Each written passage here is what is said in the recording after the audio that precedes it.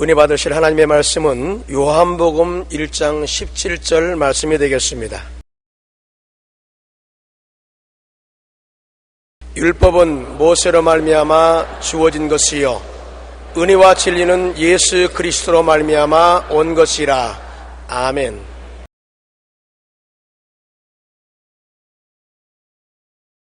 저는 여러분과 함께 율법과 은혜라는 제목으로 말씀을 나누겠습니다. 우리의 생활을 혁신시킨 수많은 발명품 중에 하나가 우리가 매일 즐겁게 보는 거울입니다. 인류는 거울을 발명하고 거울을 통하여 객관적으로 자기의 모습을 비로소 바라보므로 자기가 어떻게 생겼는지 이해할 수가 있게 된 것입니다. 거울은 있는 그대로의 자기의 모습을 보여줍니다. 그리고 그 이상은 할 수가 없습니다. 거울에 비친 때 묻은 모습, 흐트러진 모습은 거울 자체로서는 고칠 수가 없습니다. 거울은 잘못된 것을 비추어줄 따름이지 고쳐줄 능력은 없습니다. 이런 점에서 율법은 거울과 같습니다. 우리의 죄지은 모습, 불의한 모습, 추악한 모습, 버림받은 모습을 그대로 보여주고 그에 따른 준엄한 심판을 선언할 뿐 조금도 우리를 구원해 줄 수 있는 힘이 없습니다. 더러워진 우리의 외형의 모습을 물로 씻거나 혹은 성령수술을 하여 고치는 것처럼 더러워진 우리 내적 모습은 오직 하나님의 은혜와 보혈의 능력과 성령의 역사로 고쳐질 수가 있습니다. 렘브란트가 그린 탕자의 귀향이라는 그림을 보면 남루한 옷에 흉한 몰골을 한 탕자가 등을 보인 채 무릎을 꿇고 있습니다. 아버지는 깊은 연민으로 그 아들을 바라보며 손을 넓게 펴서 아들의 등을 어루만집니다. 바로 옆에는 아버지와 똑같은 붉은 색 외투를 입고 수염을 기른 사람이 서 있습니다. 바로 큰아들입니다. 그런데 이 큰아들은 아버지와 달리 두 손을 마주 잡은 채 허리춤에 올려놓고 있습니다. 시선은 냉정하고 차갑습니다.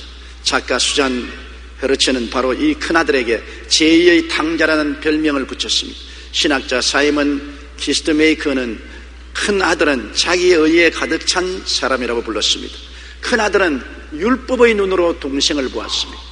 아버지의 재산을 창기화되어 탕진하고 빈손 들고 돌아온 동생을 용납할 수 없었습니다. 율법적으로 심판하고 정죄하고 판단했습니다. 그러나 아버지는 큰아들과 같은 율법의 눈으로 아들을 보지 않았습니다.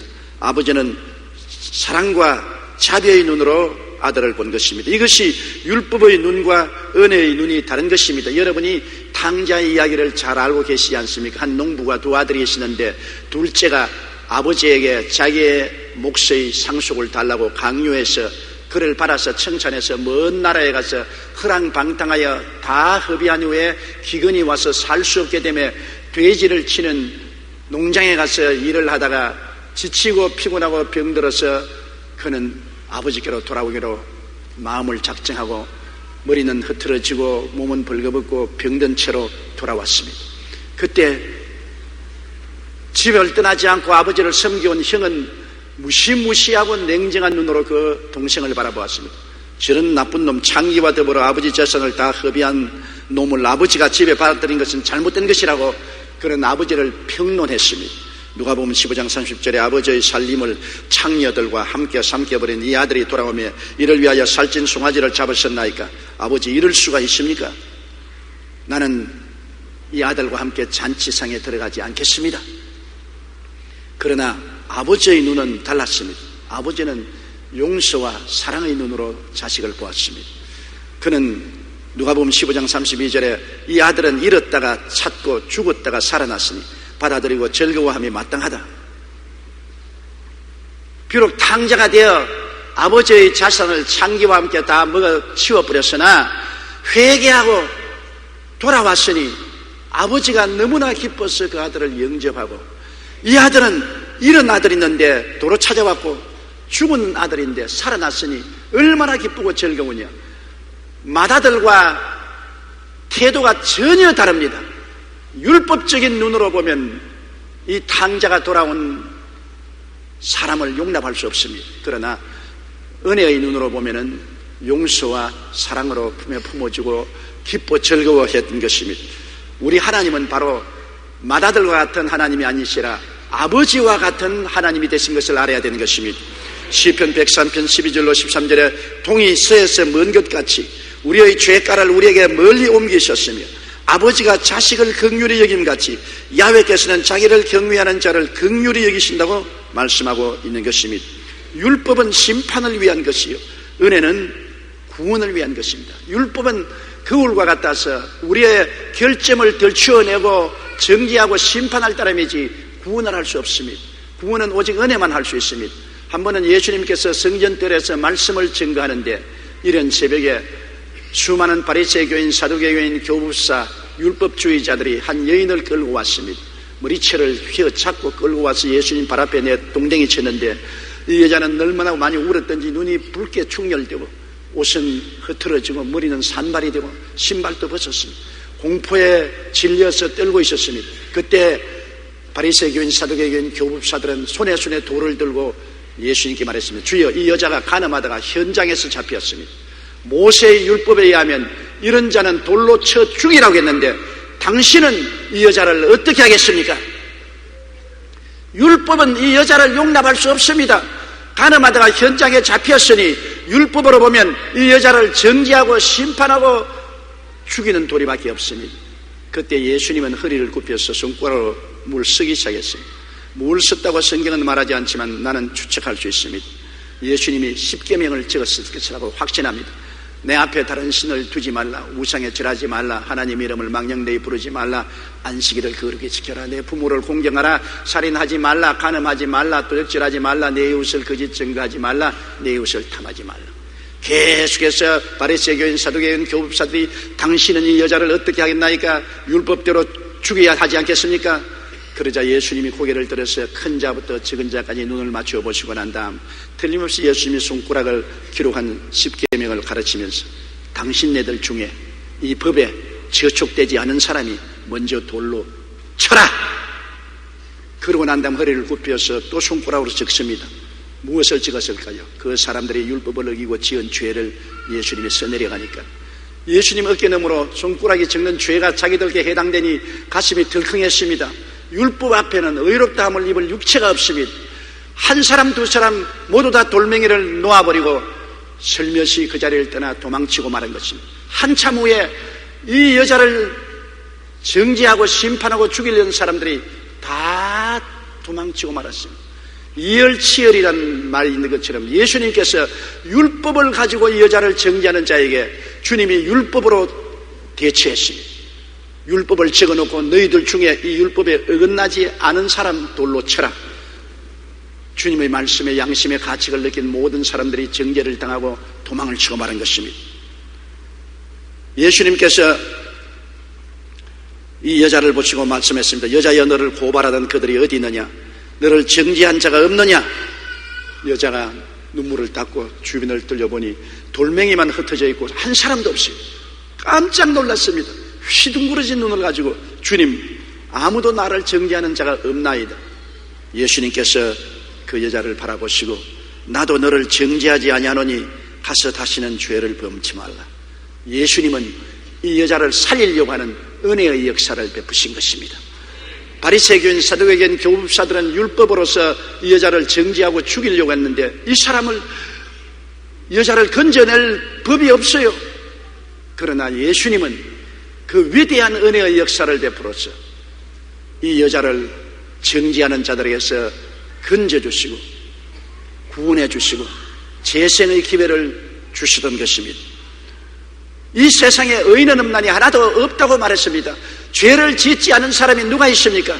모두 다 하나님 앞에 서면은 그 죄가 다 드러나고 벌거벗은 수치를 면할 수가 없습니다. 아담과 하와가 하나님 앞에 섰을 때 벌거벗은 수치를 면할 수가 없어서 도망쳐서 나무 뒤에 숨었지 않습니까? 네덜란드의 한 시인이 꿈에 천국을 갔습니다. 한 천사가 나와서 그를 맞으며 금빛 나는 책을 보여주었습니다. 시인이 그게 무슨 책입니까? 하고 물으니 당신의 삶을 기록한 책입니다 라고 말했습니다. 시인이 자신의 삶을 기록했다고 하는 말에 호기심이 생겨서 가까이 다가가 첫 장을 열어보았습니다. 거기에는 깨알 같은 글씨가 빽빽이 적혀 있었습니다. 시인은 그 내용이 무엇이냐고 묻자 천사는 당신의 악한 행동들을 빽빽하게 여기에 적어 놓았었습니다. 시인은 두려운 마음이 들었습니다. 그래서 천천히 다음 장을 넘겨보았습니다. 이번에는 아까보다 더 많은 글이 적혀 있었습니다. 천사는 당신이 했던 사악한 말들이 여기에 다 기록되어 있습니다. 다음 장을 보니 더 빽빽했습니다. 천사는 이것은 당신이 했던 악한 생각들입니다라고 설명해 주었습니다. 이제 그런 다음 장을 넘길 염두가 나지 않았습니다. 그러자 천사가 넘기는데 보니까 온통 검정색으로 칠해져 있었습니다. 놀란 그에게 천사는 이것이 당신의 악한 마음입니다라고 말했습니다. 그러면서 검은 마음에서 악한 생각이 나오고 악한 생각에서 악한 행동들이 나온다고 했습니다. 그제야 시인은 자신이 변명할 수 없는 죄의 덩어리라는 것을 알았습니다. 죄가 머리끝부터 발끝까지 꽉 들어찬 자신을 발견하고 절망했다는 글을 읽어본 적이 있습니다. 우리 모두도 마찬가지입니다. 율법 앞에 서서 보면 모든 사람이 죄인입니다. 하나님의 영광에 이르지 못합니다. 우리의 인생은 죄 덩어리인 것입니다. 죄 중에 태어나서 죄악 가운데 살다가 죄악 가운데 죽을 수밖에 없습니다. 오직 우리가 살 길은 우리에게 은혜를 베풀어 주시는 예수님께 나아가야 살 길이 열리는 것입니다. 예수님께 나아가지 아니하고 천지 율법 중에 서 있으면 율법은 우리를 빨가벗기고 정죄하고 심판하고 영원한 멸망으로 몰아넣어버리고 말 것인 것입니다. 율법 앞에 의롭다함을 입을 육체가 전혀 없습니다. 율법은 모세로 말미암아 주신 것이요 은혜와 진리는 예수님으로 말미암아 주신 것입니다. 율법은 모세가 시내산에서 하나님께로부터 받아서 백성에게 준 것입니다. 인간이 범죄함으로 죄를 드러나게 하고 죄에 대한 준엄한 심판을 받기 위해서 율법을 주신 것입니다. 왜냐하면 사람들은 오만하고 교만해서 내가 무슨 죄가 있느냐, 나는 죄 지은 적이 없다, 나는 법이 없이도 살 사람이다, 나는 누구보다도 깨끗한 사람이다, 이렇게 주장을 합니다. 인간이 거울이 없을 때는 자기 얼굴에 숯구멍을 잔뜩 칠해놓고도 내 얼굴이 깨끗하다고 주장을 합니다. 이 사람에게 아무리 얼굴이 먹이 묻었다, 숯구멍이 묻었다 해도 안 믿습니다. 거울을 비추어줘서 직접 보여주면 깨닫게 되는 것입니다. 인간이 자기가 의롭고 죄 없고 깨끗하고 담대하다고 큰 소리치나 율법의 거울을 비추어주면은 율법에 비친 자기 모습은 처참한 죄인으로 율법의 정죄를 받고 판단을 받고 심판을 받고 멸망할 수밖에 없는 자기를 발견하게 되는 것입니다. 그래서 하나님이 인간의 교만을 깨뜨리고 인간이 얼마나 하나님 앞에서 처참한 죄인인 것을 보여주시기 위해서 영적인 거울인 율법을 시내산에서 모세를 통하여 주신 것입니다.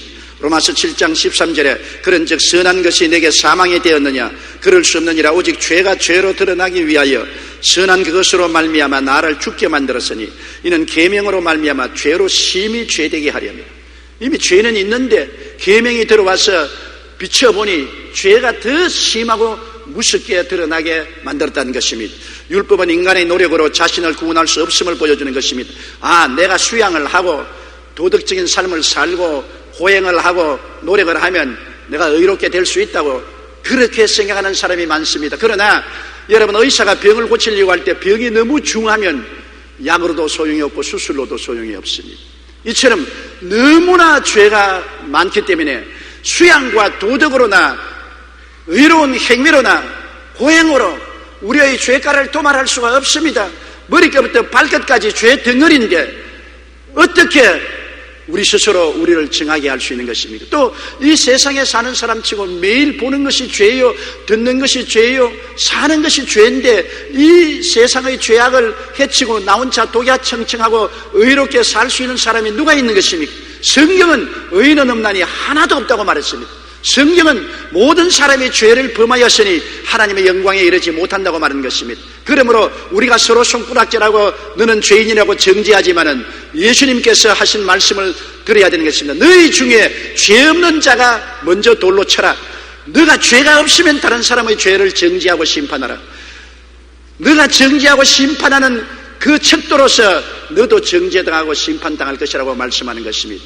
그렇기 때문에 인간의 노력으로서는 스스로 구원할 수 없다는 것을 율법은 우리에게 밝히 보여주는 것입니다. 갈라디아 3장 10절로 12절에 무릇 율법 행위에 속한 자들은 저주 아래에 있나니 기록된 바 누구든지 율법책에 기록된 대로 모든 일을 항상 행하지 아니하는 자는 저주 아래에 있는 자라 하였습니다. 또 하나님 앞에서 아무도 율법으로 말미암아 의롭게 되지 못할 것이 분명하니 이는 의인은 믿음으로 살리라 하였습니다. 율법은 믿음에서 난 것이 아니니 율법을 행하는 자는 그 가운데서 살리라 하였느니라. 율법을 행하면 살다. 율법을 행할 자가 누가 있겠습니까? 아무도 율법을 행하지 못하죠. 오직 우리가 용서와 의로움을 받을 길은 예수 믿는 길밖에는 다른 도리가 없습니다. 천지 어느 곳에 봐도 우리 스스로 힘으로 죄를 청산하고 의롭게 될 수 있는 길도 방법도 없는 것입니다. 그러므로 율법은 결국 예수님의 구원을 바라보도록 인도하는 어린아이의 선생과 같습니다. 율법하에서 보니 완전히 죄인이요 또 죄인이요 또 죄인이요 또 무서운 죄인인데 살깁습니다. 손발은 묶이고 입은 다 막고 이제 눈도 캄캄하고 변명할 길이 없습니다. 그런데 그게 오직 한 가지 길을 보여줍니다. 예수님이 오셔서 율법 아래 지은 모든 죄를 예수님이 대신 짊어지고 십자가에서 청산해버려서 다 용서해 주었다. 예수 그리스도를 믿으면 그 많은 죄가 다 청산되고 용서를 받고 의롭다함을 얻고 하나님 영광에 이를 수 있다는 메시지가 주어진 것입니다. 이것이 복음의 메시지요 은혜의 메시지인 것입니다. 율법 하에서 정죄를 당하고 절망에 처한 사람이 갈 수 있는 길은 예수께 나오는 길밖에 없는 것입니다. 그러므로 율법은 오히려 우리를 예수께로 인도하는 초등학교 선생 노릇을 하는 것입니다. 율법이 없으면 천방지축으로 자기가 잘난데 하고 뛰어다니는데 율법에 비추어 보니까 자기의 입을 막고 손이 발이 다 묶여지고 절망적인 죄인인 것을 알게 되었을 때 자기를 해방시켜주고 죄에서 용서해주고 의롭게 해주실 분은 예수밖에 없다는 것을 깨닫고 예수 앞에 나올 수가 있는 것입니다. 그러므로 율법으로 얻어맞은 사람이 예수 그리스도의 용서로 들어올 수 있게 되는 것입니다. 갈라디아서 3장 23절로 25절에 믿음이 오기 전에 우리는 율법 아래 매인바되고 계시될 믿음의 때까지 갇혔었느니라. 이같이 율법이 우리를 그리스도께로 인도하는 초등교사가 되어 우리로 하여금 믿음으로 말미암아 의롭다함을 얻게 하려 함이라. 믿음이 온 후로는 우리가 초등교사 아래 있지 아니하도다. 갈라디아서 2장 16절에 이는 우리가 율법의 행위로서가 아니고 그리스도를 믿음으로써 의롭다함을 얻으려 함이라. 율법의 행위로서는 의롭다함을 얻을 육체가 없나니라고 말한 것입니다. 1895년 독일의 렌트겐이 X선을 발견한 후 인류는 병을 더 잘 알게 되었습니다. 육안으로 볼 수 없는 것도 이 엑스레이로 찍으면 다 나타납니다. 결핵이나 기타 장기에 관련된 질병의 많은 부분이 엑스레이 촬영으로 밝혀져서 의사들이 약을 투여하고 수술을 하고 고친 것입니다. 얼마 전에 엑스레이로 얼굴 속에 못이 박힌 사람, 뱃속에 수술 가위가 있는 사람을 발견하기도 했다고 신문에 났습니다. 율법은 엑스레이와 같습니다. 율법을 통해서 보면 감추인 죄가 다 드러나요. 율법이 오기 전에는 자기 속에 숨겨놓은 죄가 있습니다. 아무도 모른다고 생각했습니다. 율법의 엑스레이가 쫙 비치면 감추인 죄가 다 드러납니다. 쓸 곳이 없습니다. 완전히 하나님 앞에 벌거벗은 존재가 되고 마는 것입니다. 그러므로 이제 율법으로 벌거벗은 존재가 되었으니 우리를 씻어주고 입혀주고 의롭게 해줄 분은 예수님밖에 없으므로 율법에 쫓긴 우리는 별 도리 없이 십자가 및 예수 그리스도의 은혜로 뛰어갈 도리밖에 없게 되는 것입니다. 예수 그리스도는 우리를 용서하고 의롭다 하기 위해서 엄청난 대가를 지불했습니다. 사람들은 그리스도의 복음은 너무 값싸다, 믿기만 하면 구원 얻는다고 하니 그런 값싼 것이 어디 있느냐, 무슨 노력을 해야지. 여러분, 너무 값이 비싸면 노력이 필요 없습니다. 해를 여러분 값 주고 비추임을 얻을 수가 없습니다. 여러분께서 돈 주고 햇빛을 비추어라면 이 세상에 살아나갈 자가 없습니다. 햇빛 안 비추면 농사도 못 짓고 동식물도 살아나지 못하고 우리도 살지 못합니다. 햇빛이 너무나 값이 비싸기 때문에 우리가 노력해서 대가를 지불하지 못하고 오직 은혜로 받아들일 따름인 것입니다. 공짜로 받아들여요. 햇빛을 공짜로 받아들이면서 고맙다 하는 사람 없어요. 당연한 이치로 생각하지. 오늘 이제 살아계신 여러분들이 숨을 쉬지 않으면 4분 만에 다 죽어요. 이 많은 사람들이 자유롭게 숨을 쉬고 있는데 이 공기에 돈 내고 숨 쉬는 사람 누가 있어요? 오늘 제가 이 자리에서 여러분 돈 내고 숨 쉬라고 한다면 여러분 살아날 사람 아무도 없을 것입니다. 공기는 너무나 귀하고 값이 비싸기 때문에 돈으로 계산할 수 없어요. 공짜로 숨 쉬지. 공짜. 믿음으로 공짜로. 부모의 사랑도 돈을 주고 살 수 없지 않습니까? 부모의 사랑 진자리 마른자리 갈아 놓이며 손발이 닿도록 수고하고 우리를 살려주신 부모의 사랑을 돈으로 계산할 수 없습니다. 그냥 부모의 사랑은 공짜로 받아들이는 것입니다. 햇빛을 주시고 공기를 주시고 부모의 사랑을 주신 그 하나님이 이 우주와 만물을 지으신 예수 그리스도를 보내셔서 그가 율법하에서 지은 우리 모든 죄를 대신 끌어안고 대신 책임지고 십자가에 올라가서 몸을 찢고 피를 흘려 죽음으로써 죄를 갚아주셨으니 그 값이 엄청나게 큽니다. 우주보다 그 값이 더 크기 때문에 도저히 우리는 값을 지불할 수가 없습니다. 하나님의 선물로 공짜로 믿음으로 받아들일 수밖에 없는 것입니다. 죄의 값은 사망이지만은 이 죄를 대신 갚아주신 예수님의 은혜는 우리가 선물로 받을 수밖에 없습니다.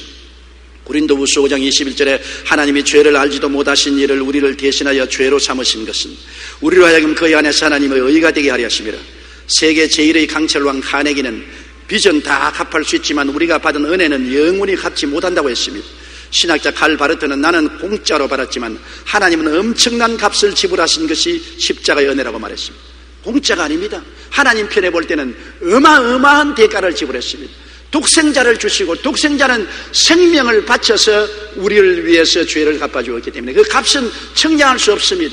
하나님이 값비싼 대가를 지불했지만 우리는 믿음으로 말미암아 공짜로 받게 되었으니 이 은혜를 받고 감격하지 않으면 안 됩니다. 죄를 짓고 불의하고 추악하고 버림을 받고 영원히 지옥불에 타야 될 우리들이 단지 와서 예수님을 구주로 모시기만 하면 하나님께로부터 다 용처를 받고 무죄 백방을 받고 하나님의 자녀가 되고 영생을 누리게 되었으니 이런 축복이 도대체 어디에 있을 수가 있습니까? 대박에도 이런 대박이 어디에 있을 수 있는 것입니까?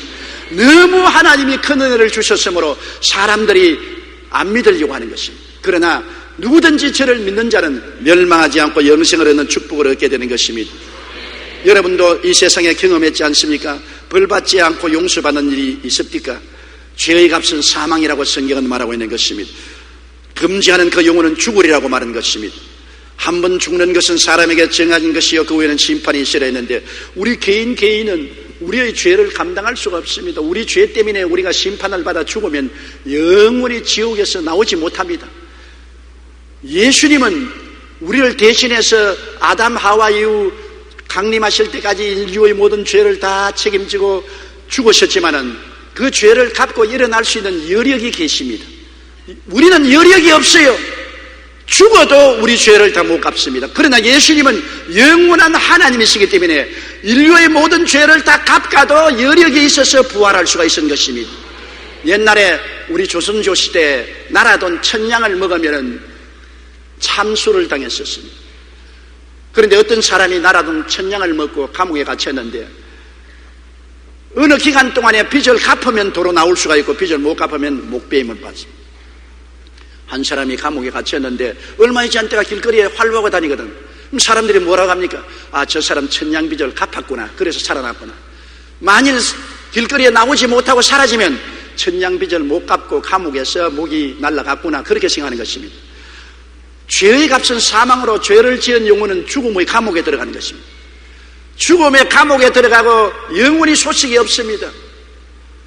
그런데 죽음의 감옥에서 도로 나오신 분은 예수 그리스도밖에 없는 것입니다. 예수님은 우리의 모든 죄를 다 짊어지고 감옥에 들어가서 사흘 만에 그 죄를 다 청산하시고 여력이 계시기 때문에 승리로 감옥문을 열고 부활해서 나오신 것입니다.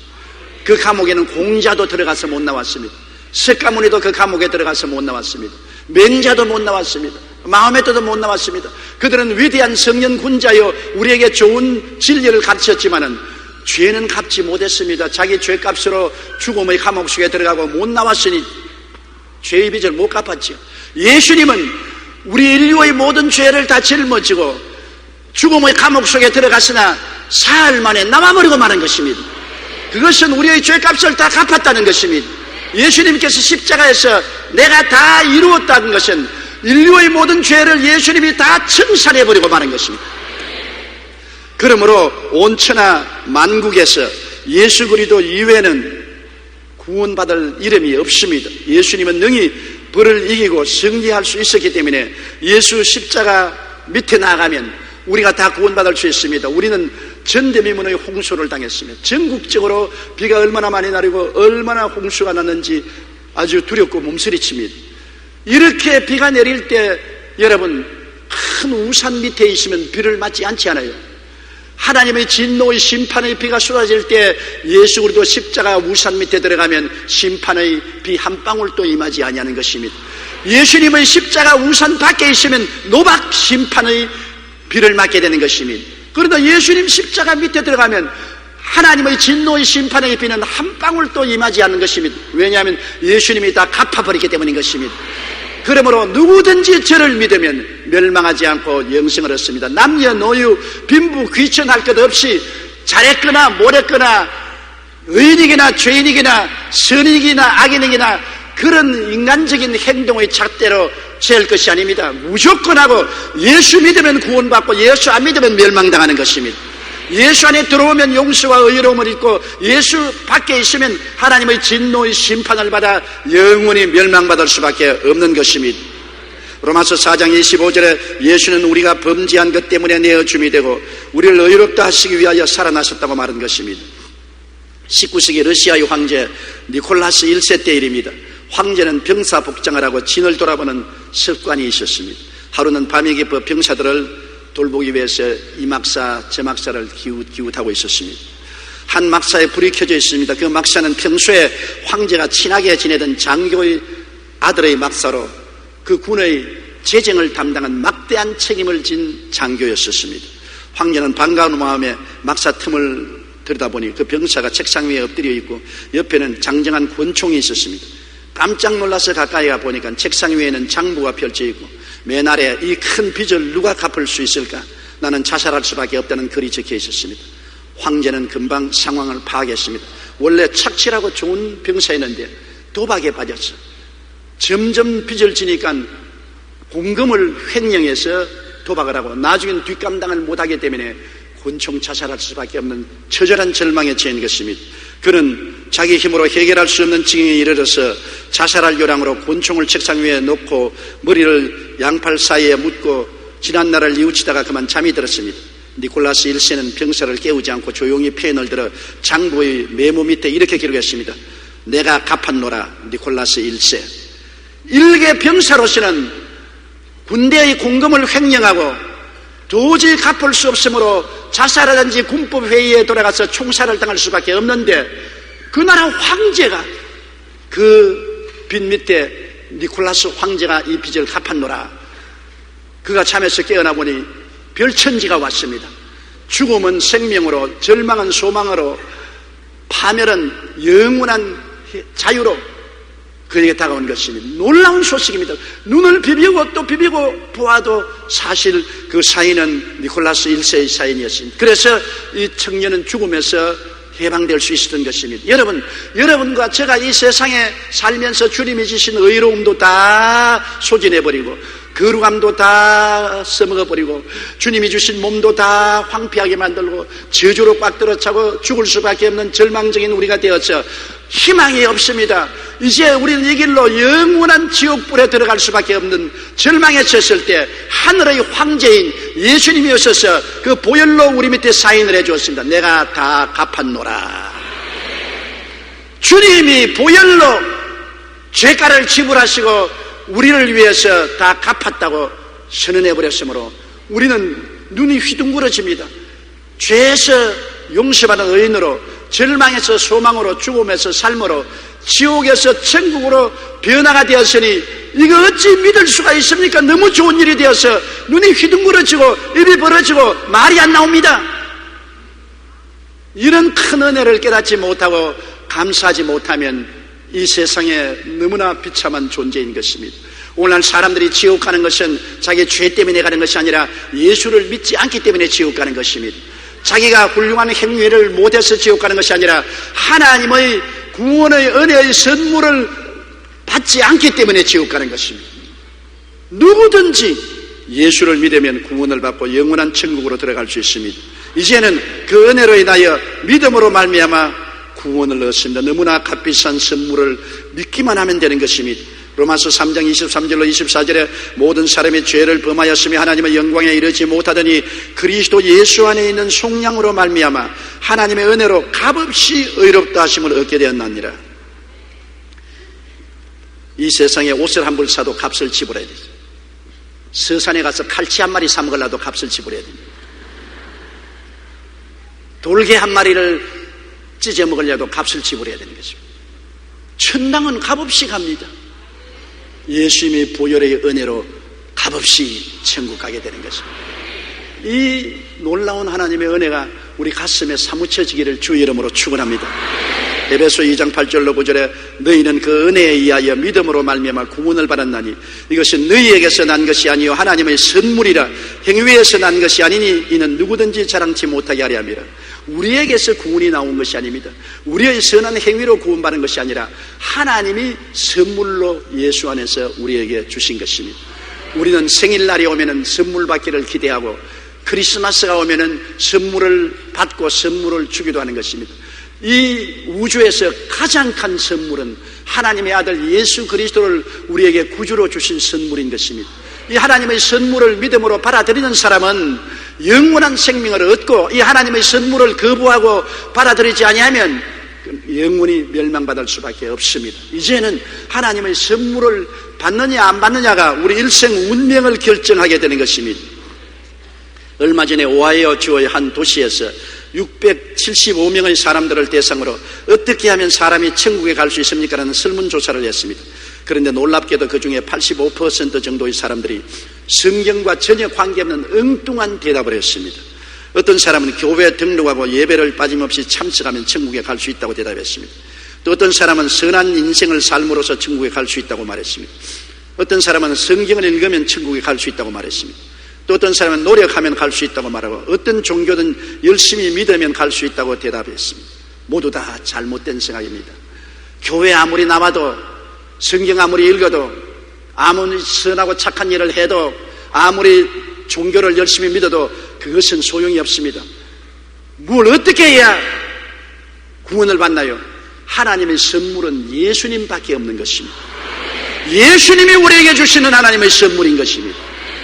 예수님을 모셔드려야 구원을 받지 예수님 이외에 모든 것은 구원을 가져올 수 있는 조건이 안 됩니다. 천하 인간에게 구원받을 만한 다른 이름을 주신 적이 없습니다. 그러므로 다른 이름이나 다른 철학이나 다른 종교를 의지하지 마십시오.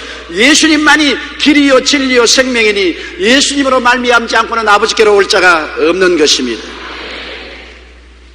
M.R. 디한 박사는 율법과 은혜에 대하여 아주 간략하게 7가지로 표현했습니다. 첫째, 율법은 가장 선한 사람도 정죄하지만 은혜는 가장 악한 사람도 구원한다. 둘째, 율법은 죄의 삭선 사망이라 말하나 은혜는 하나님의 은사는 영생이라고 말한다. 셋째, 율법은 죄의 빚을 갚아라 하지만 은혜는 이미 죄값을 다 지불했다고 말한다. 넷째, 율법은 죄를 깨닫게 하지만 은혜는 죄로부터 구원을 받게 한다. 다섯째, 율법은 돌에 새겼으나 은혜는 마음에 기록했다. 여섯째, 율법은 두려움을 가져오지만 은혜는 화평과 확신을 가져다 준다. 일곱째, 율법은 복종을 강요하지만 은혜는 순종하는 능력을 준다. 율법이 죄를 드러나게 하고 준엄한 심판을 내리는 데 반해 예수님은 은혜로 우리를 용서하시고 의롭게 하시고 하나님의 영광으로 영접하여 주시는 것입니다. 탕자가 아버지를 반역하고 아버지의 재산을 다 탕진하고 헐벗고 굶주리고 병들어서 벌거벗은 몸으로 빈손 들고 집으로 돌아올 때 율법주의자인 형님은 그를 용납할 수 없었습니다. 창기와 아버지 재산을 다 탕진가선한 이놈은 받아들일 수 없습니다. 이놈을 위해서 환영 만찬회를 개최한다는 것은 어림도 없는 어느 도단입니다. 안 됩니다. 이놈은 심판을 받고 감옥에 들어가야 합니다. 그러나 아버지는 아니다. 이네 아들은 죽었다가 살아났으며 잃었다가 얻었다. 이 얼마나 감사하고 좋은 일이냐. 과거는 다 과거로 용서해주고 내 품에 안아서 이 아들을 다시 새 사람으로 만들겠다. 아버지는 이 아들을 받아들여서 좋은 옷을 입히고 신발을 신기고 가락지를 끼우고 그리고 잔치를 베풀었습니다. 여러분, 율법은 여러분과 나를 정지하기 위해서 주어진 것입니다. 율법에 의해서 구원받을 소망은 없습니다. 율법은 우리의 모든 삶을 다 뒤집어 놓고 파헤쳐 놓고 정지하고 심판하기 때문에 율법 앞에 의롭다함을 얻을 육체가 없고 율법을 지켜서 구원받을 육체도 없습니다. 그러나 은혜는 예수 그리스도를 통해서 용서를 허락하여 주는 것입니다. 죄를 지었음에도 불구하고 못났음에도 불구하고 버림을 받아야 마땅해도 불구하고 숫구멍같이 검고 죄악 덩어리임에도 불구하고 예수님이 내가 너 대신 다 갚았다. 내가 다 내 보혈로 청산했다. 이제는 죽은 자 가운데서 살아오너라. 이런 가운데서 길을 찾아오너라. 나를 믿으면 멸망하지 않고 영생을 얻는다. 구원은 선물로 주겠다고 말씀하시는 것입니다. 우리는 매일 은혜 밖으로 나가면 율법의 심판에 잡히게 됩니다. 예수 밖에 나가면 모두 다 율법의 심판하에 놓여 있는 것입니다. 예수님 안에만이 용서와 의와 영광이 있는 것입니다. 항상 은혜의 울타리인 주 예수님 믿음 안에 살아야 되고 예수 밖에 나가지 말아야 되는 것입니다. 예수 안에 살면 여러분 하늘에 들어갈 넉넉한 권세를 얻게 되는 것입니다. 그러나 어느 누구도 예수님을 믿고 의지하고 예수님을 따라가는 길을 거치고 세상으로 나가면 율법의 준엄한 심판을 받고 영원한 멸망에 떨어질 수밖에 없습니다. 다 같이 고개서 기도드리겠습니다. 사랑이 많으신 우리 아버지 하나님, 우리는 다 율법하에 태어나서 율법의 정죄와 심판을 받고 영원한 지옥에 떨어질 수밖에 없는 존재들이었습니다. 힘으로도 능으로도 해결하지 못하고 우리는 절망적인 존재였으나 예수님이 우리를 위해서 우리 죄를 대신해서 십자가에 몸짓고 피 흘려 죽어 청산해 주심으로 그리스도의 보혈로 다 용서받고 의롭게 되고 하나님의 영광에 참여하게 만들어 주신 것을 감사합니다. 이 웬 말입니까? 이 웬 은혜입니까? 너무나 크신 복을 주신 것을 감사합니다. 주님께서 이 큰 은혜를 우리에게 주셨으니 우리 예수 그리스도를 믿고 은혜를 받아 하나님을 충성스럽게 섬기며 살고 이 복음을 온천하에 지나는 우리들이 되게 도와주옵소서. 예수님 이름으로 기도드리옵나이다. 아멘. 오늘 은혜 받으실 하나님 말씀은 누가복음 15장 11절로 32절 말씀이 되겠습니다. 또 이르시되 어떤 사람에게 두 아들이 있는데 그 둘째가 아버지에게 말하되 아버지여 재산 중에서 내게 돌아올 분깃을 내게 주소서 하는지라. 아버지가 그 살림을 각각 나누어 주었더니 그 며칠이 안 되어 둘째 아들이 재물을 다 모아가지고 먼 나라에 가 거기서 허랑방탕하여 그 재산을 낭비하더니 다 없앤 후 그 나라에 크게 흉년이 들어 그가 비로소 궁핍한지라. 가서 그 나라 백성 중 한 사람에게 붙여 사니 그가 그를 들로 보내어 돼지를 치게 하였는데 그가 돼지 먹는 쥐염 열매로 배를 채우자 하되 주는 자가 없는지라. 이에 스스로 돌이켜 이르되 내 아버지에게는 양식이 풍족한 품꾼이 얼마나 많은가. 나는 여기서 추려 죽는구나. 내가 일어나 아버지께 가서 이르기를 아버지 내가 하늘과 아버지께 죄를 지었사오니 지금부터는 아버지의 아들이라 일컬음을 감당하지 못하겠나이다. 나를 품꾼의 하나로 보소서 하리라 하고 이에 일어나서 아버지께로 돌아가니라. 아직도 거리가 먼데 아버지가 그를 보고 측은히 여기어 달려가 목을 안고 입을 맞추니 아들이 이르되 아버지 내가 하늘과 아버지께 죄를 지었사오니 지금부터는 아버지의 아들이라 일컬음을 감당하지 못하겠나이다 하나 아버지는 종들에게 이르되 제일 좋은 옷을 내어다가 입히고 손에 가락지를 끼우고 발에 신을 신기라. 그리고 살찐 송아지를 끌어다가 잡으라. 우리가 먹고 즐기자. 이 내 아들은 죽었다가 다시 살아났으며 내가 잃었다가 다시 얻었노라 하니 그들이 즐거워하더라. 맏아들은 밭에 있다가 돌아와 집에 가까이 왔을 때에 풍악과 춤추는 소리를 듣고 한 종을 불러 이 무슨 일인가 물은데 대답하되 당신의 동생이 돌아왔음에 당신의 아버지가 건강한 그를 다시 맞아들이게 됨으로 인하여 살찐 송아지를 잡았나이다 하니 그가 노하여 들어가고자 하지 아니하거늘 아버지가 나와서 권한대 아버지께 대합하여 이르되 내가 여러 해 아버지를 섬겨 명을 어김이 없거늘 내게는 염소 새끼라도 주어 나와 내 벗으로 즐게 하신 일이 없더니 아버지의 살림을 장녀들과 함께 삼켜버린 이 아들이 돌아오매 이를 위하여 살찐 송아지를 잡으셨나이다. 아버지가 이르되 예 너는 항상 나와 함께 있으니 내 것이 다 내 것이로되 이 내 동생은 죽었다가 살아났으며 내가 잃었다가 얻었기로 우리가 즐거워하고 기뻐하는 것이 마땅하다 하니라. 아멘.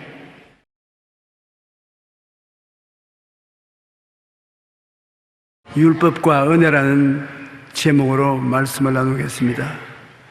우리는 우리 자신을 바라볼 때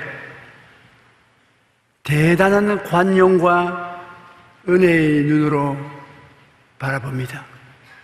그러나 이웃을 바라볼 때는 무서운 비평과 율법의 판단으로 정죄를 합니다.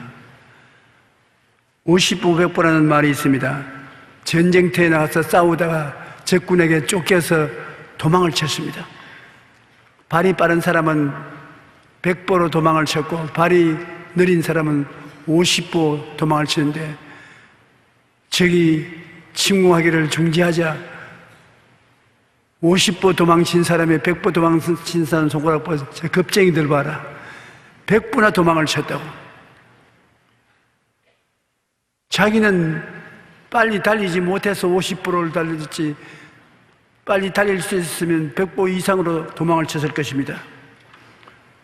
정도의 차이는 있지만 50보 달하는 놈이나 100보 달하는 놈이나 같아요. 우리 인생도 마찬가지입니다. 정도의 차이는 있으나 하나님 앞에서 다 죄인입니다. 돌멩이를 물에 던져보십시오. 적은 돌멩이도 물에 깔아앉고 큰 돌멩이도 물에 깔아앉습니다. 무엇이 다릅니까?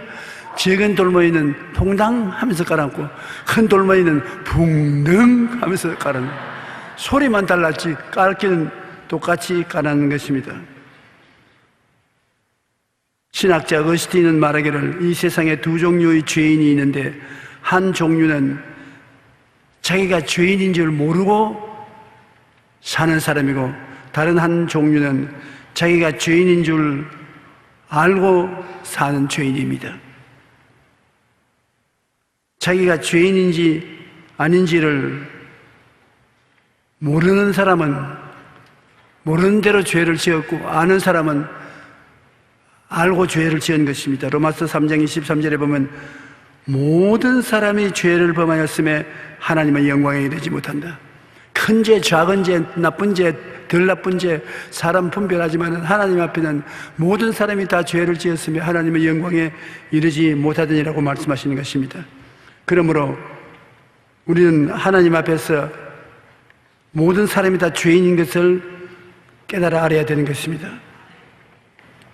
오늘 이야기를 보면은 한 사람이 두 아들을 키웠는데 큰 농장을 경영하는 분인가 봅니다.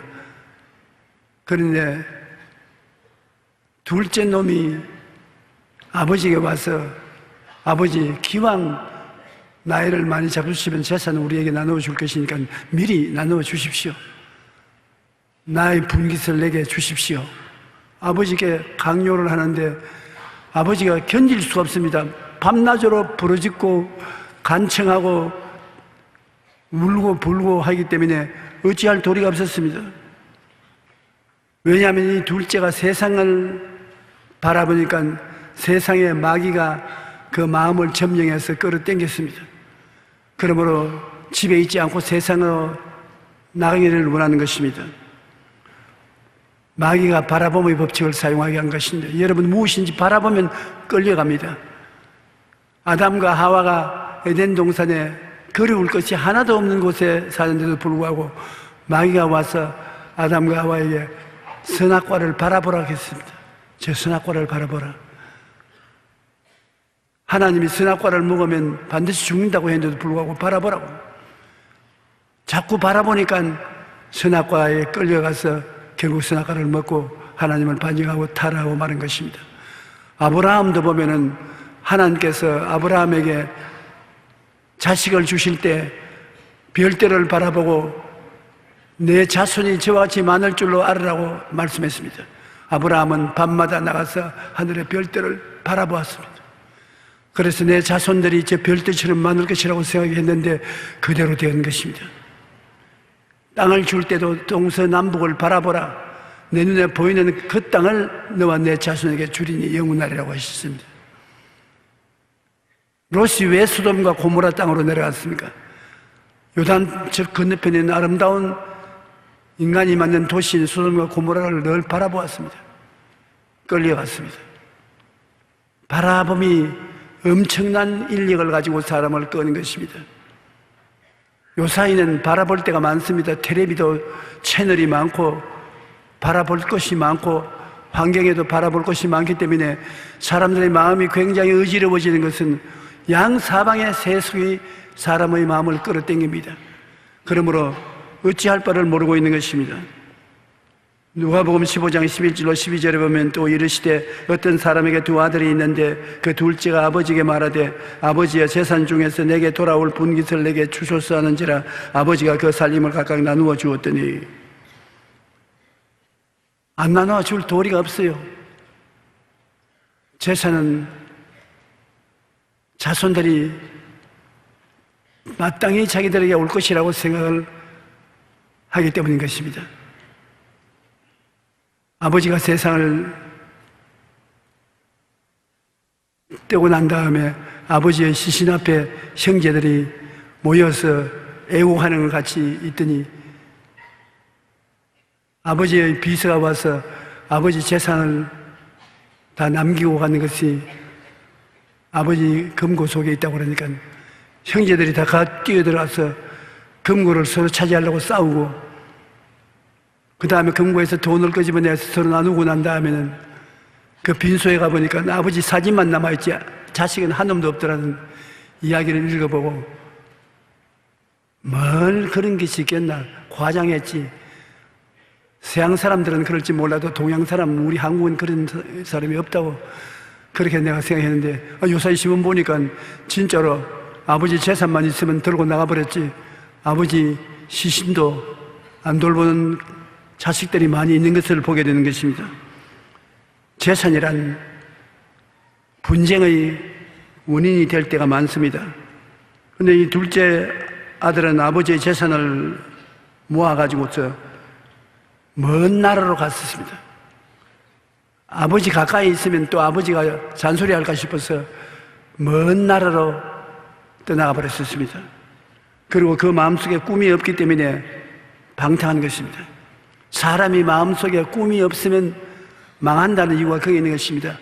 목표가 있고 꿈이 있으면 그것을 향해서 걸어가는데 목표도 꿈도 없으면 방탕하여 타락한 생활을 하게 되는 것입니다. 방종과 타락한 생활이 있으면 반드시 기근이 다가오는 것입니다.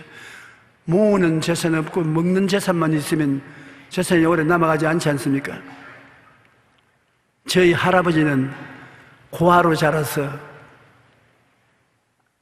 평생에 일을 열심히 하셔가지고서 우리가 태어났을 때는 1년에 1000석을 했다고 말했습니다. 쌀 1000가마니를 수입을 올릴 수 있었습니다. 그런데 우리 할아버지는 고아로 자랐기 때문에 엄청나게 전략을 했습니다. 우리 할머니에게 옷 한 벌도 안 해줄 적용으로 고생을 해서 할머니가 늘 눈물을 흘리면서 너 할아버지가 내가 시집 오고 난 다음 1년에 옷 한 벌도 안 해주는 살림을 살라고 그랬다고. 그런데 우리 할아버지가 굉장히 깍쟁이였어요. 할아버지에게 명절에 가서 아무리 절을 해도 한 푼도 안 줍니다.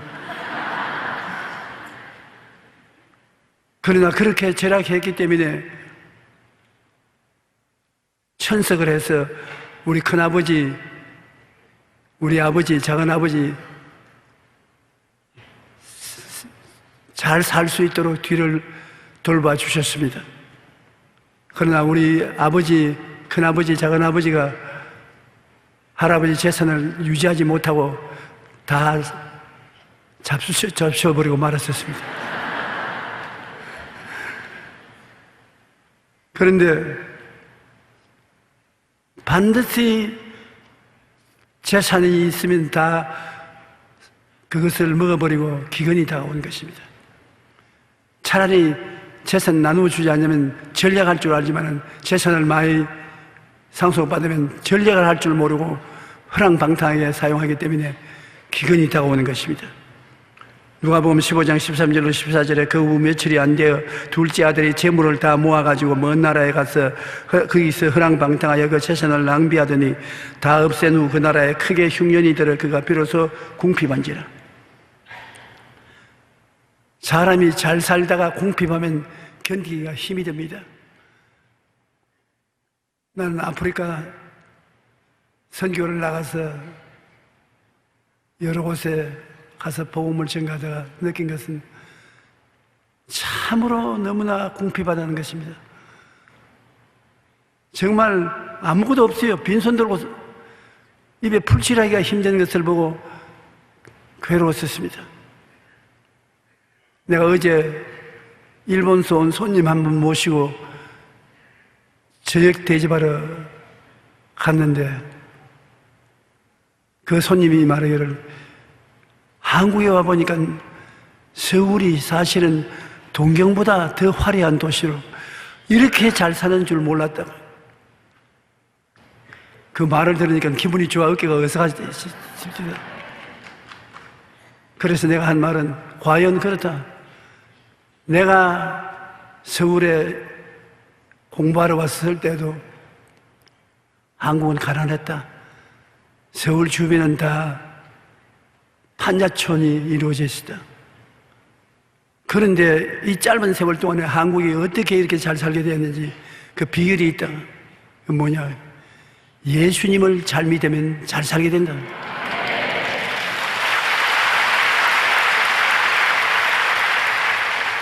지도를 펼쳐보아라. 세계 어느 나라든지 잘 사는 나라는 다 예수 믿는 나라다. 그 이외에는 잘 살려고 애를 쓰는 가정에 있지 예수 믿는 나라처럼 잘 살지 못한다. 주님께서 문을 열어놓으면 닫을 자가 없고 닫으면 열 자가 없는데 주님께서 우리 한국에 문을 열어놓은 것은 내가 목사가 되어서 처음 복음을 전해 나왔을 때 한국의 기독교인이 100만 명도 안 됐다. 그래서 우리 목사들이 모여서 10년 이내에 한국에 100만 명 성도가 되도록 함께 노력을 하자고 했는데 100만 명이 아니라 1000만 명이 되어버리고 말았다.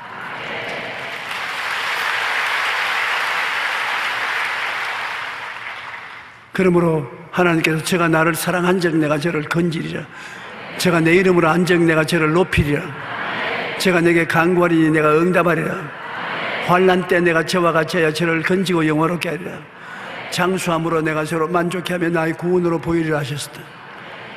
이 하나님이 같이 계시니 좋은 일이 일어날 수밖에 없는 것입니다. 우리가 앞으로도 대한민국이 잘 살려면 예수님을 잘 믿고 하나님을 잘 섬겨야 되는 것입니다. 내가 그 사람에게 예수 믿는 사람은 머리가 되고 꼴이 되지 않고 위에 있고 내려가지 않고 남에게 나누어 줄 때도 나누지 않는 꾸지 않는 삶을 살게 된다. 성경에 그렇게 주님이 약속했으니 반드시 그렇게 되는 것입니다. 그러나 예수님을 버리고 예수님을 믿지 않고 허랑방탕하고 살면은 반드시 궁핍한 시간이 다가오게 되는 것입니다. 이 청년은 아버지 재산을 가지고 돈이 있을 동안에는 친구들도 많았습니다. 여기저기 친구로 삼겠다고는 사람이 많고 여자들도 서방님 이리 오세요 저리 오세요 옷자락이 찢어질도록 끌어당깁니다. 자기가 영웅처럼 생각이 되어서 허랑방탕했는데 돈이라는 것이 오래 가나요? 허랑방탕하면 다 서버리고 마는 것인데, 가난하게 되어 배가 고파 견딜 수가 없으니까 누가복음 15장 15절로 16절에 보면 가서 그 나라 백성 중 한 사람에게 붙여 싸니 그가 그를 들러 보내어 돼지를 치게 하였는데 그가 돼지 먹는 쥐염 열매로 배를 채우고자 하자 조는 자가 없는지라. 직장을 구했는데 그 주인이 이 사람을 돼지 치는 데 보냈던 것입니다. 왜 돼지 치는 데를 말했냐면 유대 나라에서 가장 천한 직업은 돼지 치는 직업인 것입니다. 가장 천한 직업인 돼지 치는 직업을 얻어서 갔으나 배가 고파서 견딜 수가 없어요. 그래서 돼지가 먹는 쥐염 열매가 있는데 쥐염 열매로 돼지 먹이를 줄 때 싹 들어서 주먹을 한숨 쥐고 먹으려고 하면 돼지가 손을 물고 늘어지는 것입니다. 돼지도 기근이 들어서 먹을 것이 많지 않기 때문에 양식을 안 잃어버리라고 하거든요. 여러분, 짐승들이라고 해서 아무런 생각이 없는 거 아닙니다. 시골에 살면은 꼭 알아야 될 것이 하나 있습니다. 집에 불이 나면 시골에는 미천이 재산 목록이 소입니다. 소를 외양간에다가 묶어놓는데 그냥 소를 불이 났으니 때리고 잡아당겨도 절대로 안 나옵니다. 그 타주고도 외양간이 그대로 있는 것입니다. 그러나 그 소를 끌어내는 방법이 있습니다. 아주 쉽게 끌어내는 방법이 있습니다. 소 구유를 엎어버립니다. 소 밥그릇을 엎어버려요. 그 말은 뭐냐면 얘가 이제 너 살 곳이 아니다 그 말인 것입니다. 자기의 구유가 엎어지는 것을 보면 그러면 이리 가자 그럼 그대로 뛰어나옵니다. 소도 밥그릇을 그렇게 중요합니다. 먹을 것이 없으면 있어봤자 소용이 없지 않습니까? 오늘날 우리가 먹고 마시고 살 수만 있으면 괜찮은데 먹고 있고 마시고 살 수 없을 정도로 가난해지면 짐승과 같이 되는 것입니다.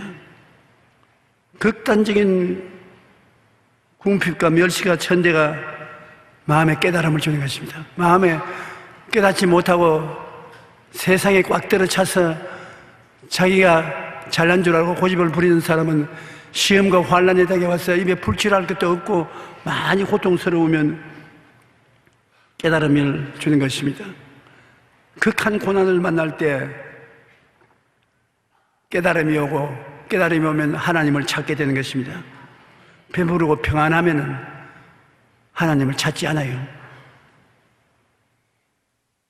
나는 아무것도 할 수 없구나.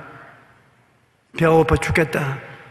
직장도 없고 도움도 받을 수 없으니 어떻게 할까? 쉽게 마음문을 열고 하나님께 찾아가서 살려달라고 부르짖는 것입니다. 이 탕자는 그 마음속에 깨어졌습니다. 아버지를 멀리 떠나 먼 나라에 가 있었으나 배가 고프고 고통스러우니까 그 마음속에 변화가 다가왔습니다.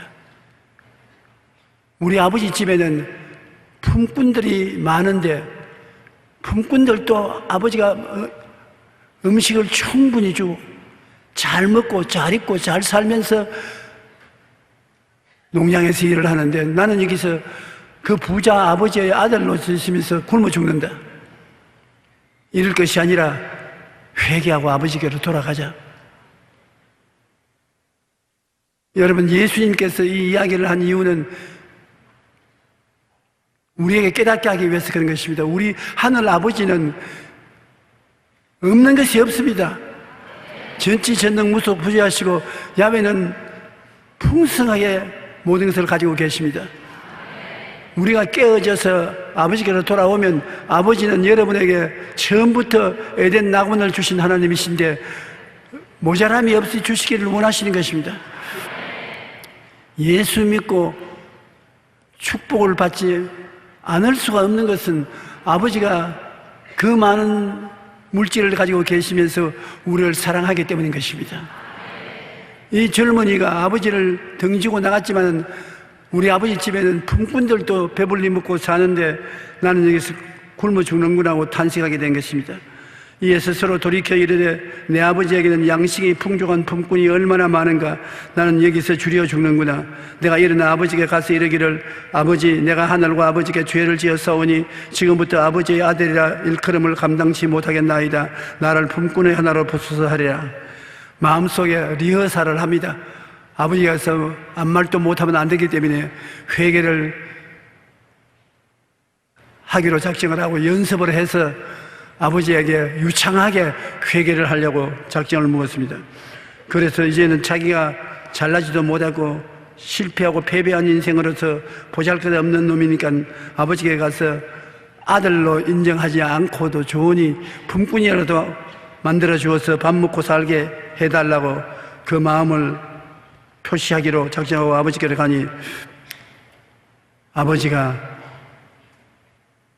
이 아들이 오기 전에 이 아들을 위해서 기도하고 돌아오기를 기다리는 것입니다. 우리 하나님께서 여러분 우리 탕자들이 돌아오기를 손꼽아 기다리고 계신 것입니다. 우리가 하나님을 사랑한 것이 아니라 하나님이 우리를 사랑했고 우리가 하나님을 찾은 것이 아니라 하나님이 우리를 찾은 것입니다. 우리가 생각을 잘못하면 안 되는 것입니다. 우리는 하나님을 찾지 못했는데 하나님이 우리를 찾아주셨고 우리는 하나님을 믿지 못했는데 하나님이 믿을 수 있도록 은혜를 주셔서 우리가 하나님의 백성이 된 것입니다. 우리는 이 세상에서 죽어가면서도 회개치 않은 사람처럼 완악한 사람이었으나 하나님께서 성령으로 안 믿는 사람인 우리들의 마음속에도 깨어질 마음을 주셨기 때문에 우리 하나님의 말씀을 듣고 하나님의 은혜를 받게 된 것입니다. 우리 하나님 아버지는 여러분 용서와 사랑이 그 근본인 것입니다.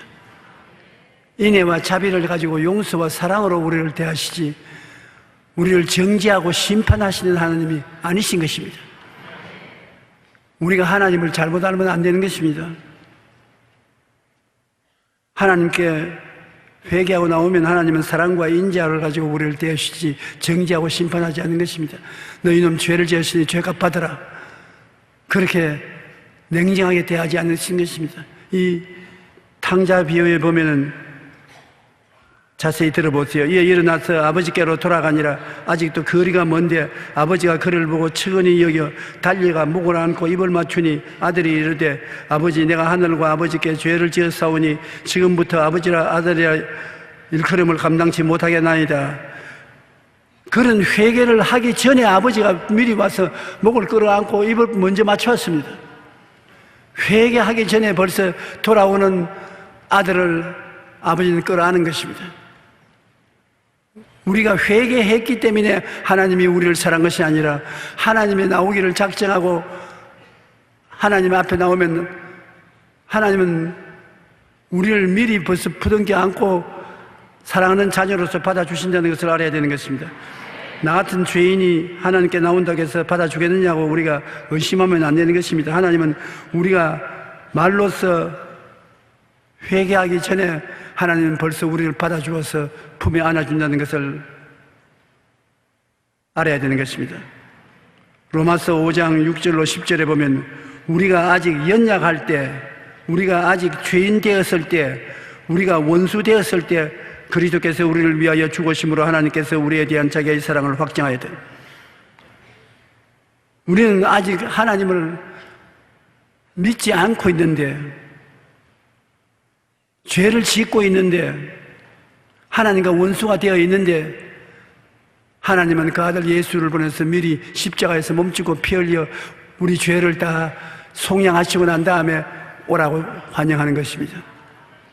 하나님은 여러분보다 언제나 한 발짝 앞서서 여러분을 사랑하시는 것입니다. 여러분이 기도하기 전에 이미 하나님은 응답할 준비를 하고 계신 것입니다. 너희는 내게 부르짖으라. 내가 내게 응답하겠고 내가 알지 못하는 크고 비밀한 일을 보여주리라고 하셔서 오늘 여러분이 어떠한 문제를 가지고 왔을지라도 하나님이 응답하려고 준비를 하고 계신 것입니다. 우리가 기도하고 난 다음에 즉시 응답 못 받는다고 낙심을 하고 하나님이 여러분을 버린 줄로 생각하는데 그렇지 않습니다. 여러분이 기도하고 난 다음에는 인내가 필요한 것입니다. 참아야 돼요. 즉각 응답할 것은 즉각 응답하지만은 대개는 시간이 걸려서 응답할 것이 많습니다. 요수아와 갈렙은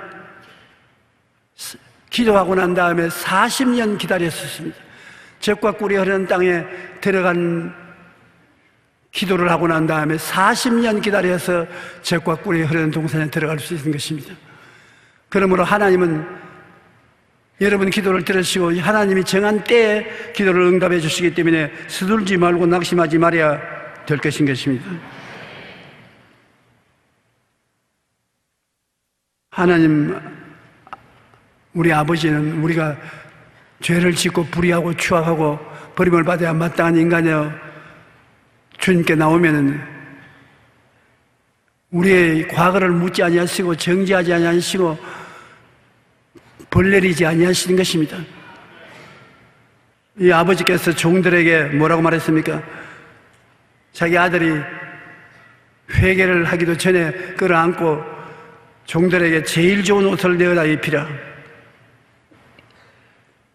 돼지를 치는 더러운 냄새나는 옷을 입고 있는 그에게 저 헐무리한 옷 먼저 좀 갖다 입혀라 말하지 않고 제일 좋은 옷을 갖다 입혀라. 왜냐, 하나님은 여러분에게 무엇인지 제일 좋은 것 주시기를 원하시는 것입니다. 제일 좋은 것. 한번 따라 말씀하세요. 하나님은 나에게 제일 좋은 것 주시기를 원하신다. 그 다음에 가락지를 끼워라. 가락지는 아들이 된 증거로서 가락지를 끼우는 것입니다. 신발을 신겨라. 종은 신발을 신지 않습니다. 아들은 신발을 신고 있는 것입니다. 밭에서 일할 때 똑같은 일을 합니다. 종이나 아들도 함께 똑같이 일을 하는데 누가 아들이고 누가 종인 거 분별하려면 발을 보면 압니다. 신발을 안 신은 종이고 신발을 신는 아들인 것입니다. 신발을 신겨라. 정식으로 상속자가 된 증명을 해주는 것입니다. 그리고 우리에 가면 병든 송아지 있으니 말라꽹이 하나 잡아라. 그렇게 할 줄 아는데 제일 살찐 소를 잡아라. 말라꽹이 송아지 잡지 말고 제일 살찐 소를 잡아라. 우리 먹고 즐기자. 이 내 아들은 잃었다가 얻었으며 죽었다가 살아났으니 좋을 수가 있지 않느냐. 하나님은 범죄인 한 사람이 돌아오는데 이렇게 좋아하시는 거죠. 여러분 한 사람 한 사람을 하나님은 너무 좋아서 아이고 좋다 그렇게 하시는 것입니다. 그냥 좋아하는 것이 아닙니다. 하나님은 여러분을 쳐다보고서 눈을 감지를 못하십니다. 너무 좋아서. 그러므로 여러분은 세상 사람들이 다 무시하고 좋아하지 않더라도 하나님은 여러분을 그처럼 좋아하시는 것입니다. 여러분은 하나님께 지극한 사랑을 받고 계신 것입니다. 제일 좋은 옷을 갖다 입혀라. 가락지를 끼워라. 신발을 신겨라. 살찐 송아지를 잡아라. 우리 먹고 즐기자. 아이고 아버지 미안한데 안 그래도 좋습니다. 미안할 것이 무엇이냐. 내가 너를 너무나 사랑한다. 오늘 여러분 하늘나라에 들어왔으니 여러분이 마음에 하나님이 얼마나 여러분을 사랑한다는 것을 알아야 기도를 할 때 거지같이 기도하지 않고 담대하게 기도해야 되는 것입니다. 둘째 아들은 먹을 정식조차 없는 극심한 궁핍에 처하자 아버지의 집을 떠올려서 아버지 집으로 돌아왔었습니다. 아버지 집으로 돌아올 곳이 있다는 것이 얼마나 큰 행복입니까?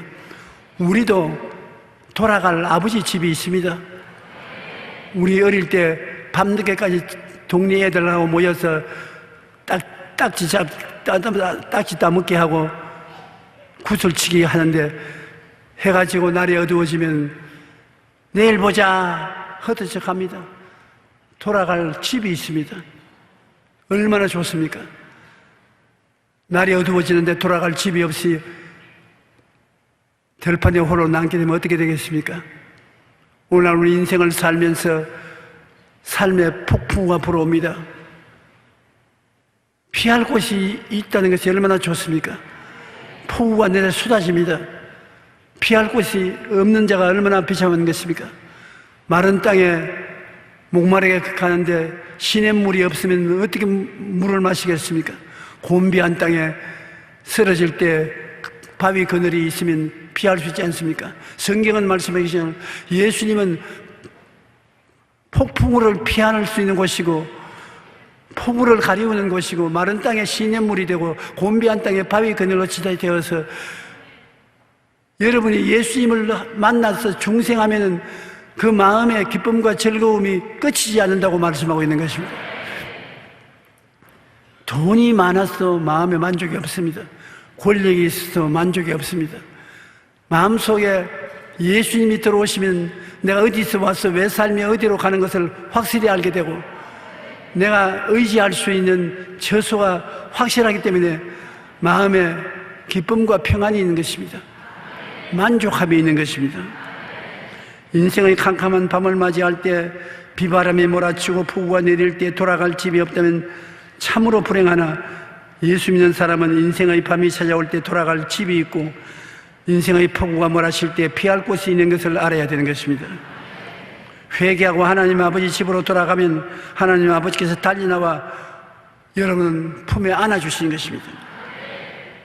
그리고 여러분에게 예수 그리스도의 피로서 값주고 산 가장 좋은 옷을 입혀주고 성령의 가락지를 끼워주고 하나님이 예비한 영혼이 잘 된 같이 범사에 잘 되고 강건한 축복의 신발을 신겨주고 마음에 살찐 송아지를 먹는 것 같은 즐거움을 주시는 것입니다. 그러므로 주님을 믿는 사람들은 마음에 언제나 적극적이고 긍정적이고 창조적인 생각을 하고 하나님과 함께 있으면 좋은 일이 일어날 것을 기대해야 되는 것입니다. 우리가 예수 그리스도 십자가를 아침에 깨어날 때부터 바라보고 잠자리에 들어갈 때도 십자가를 바라보는 것은 십자가에서 우리 위해서 하나님이 다 이루어 놓았기 때문인 것입니다. 여러분 일생에 지은 죄를 다 청산해 버린 것입니다. 모든 허물을 십자가에서 다 청산했습니다. 여러분이 부탁하기 전에 주님 미리 나와서 여러분을 위해서 십자가에서 죄와 허물을 청산해 버린 것입니다.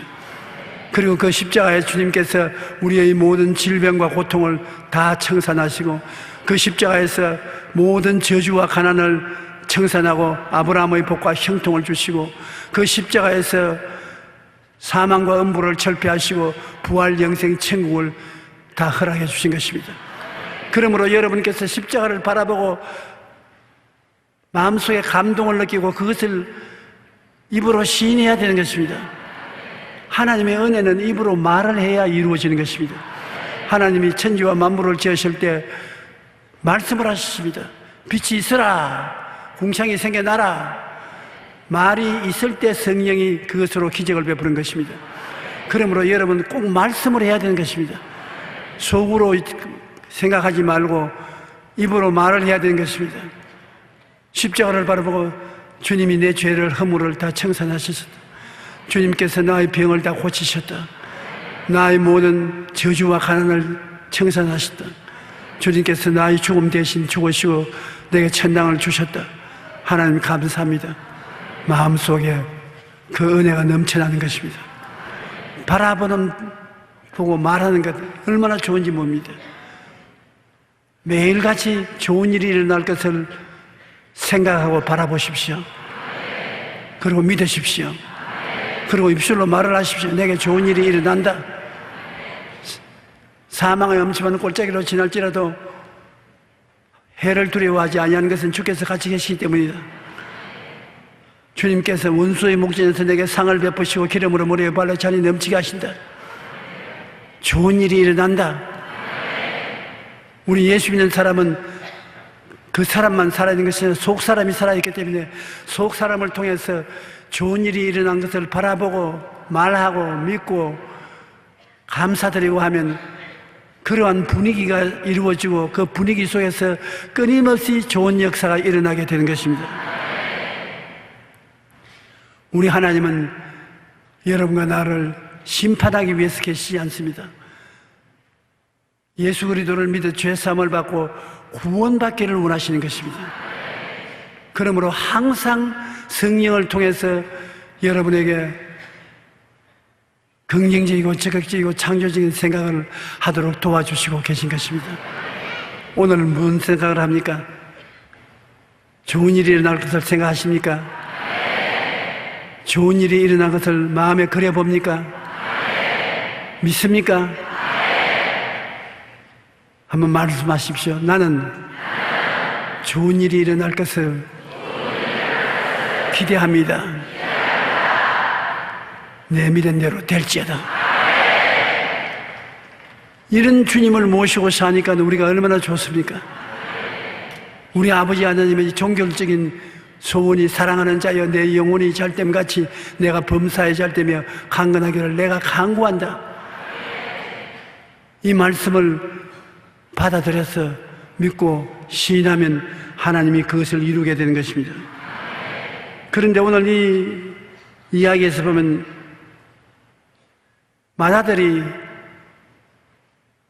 밭에서 일을 하다가 집에 돌아오니까 집에서 불을 환하게 켜놓고 장구 치고 북 두드리고 노래소리가 들려서 종을 불러서 무슨 일이 일어나니까 당신의 동생이 몸승하게 집으로 돌아온 것을 아버지가 기뻐해서 살찐 송아지를 잡았다.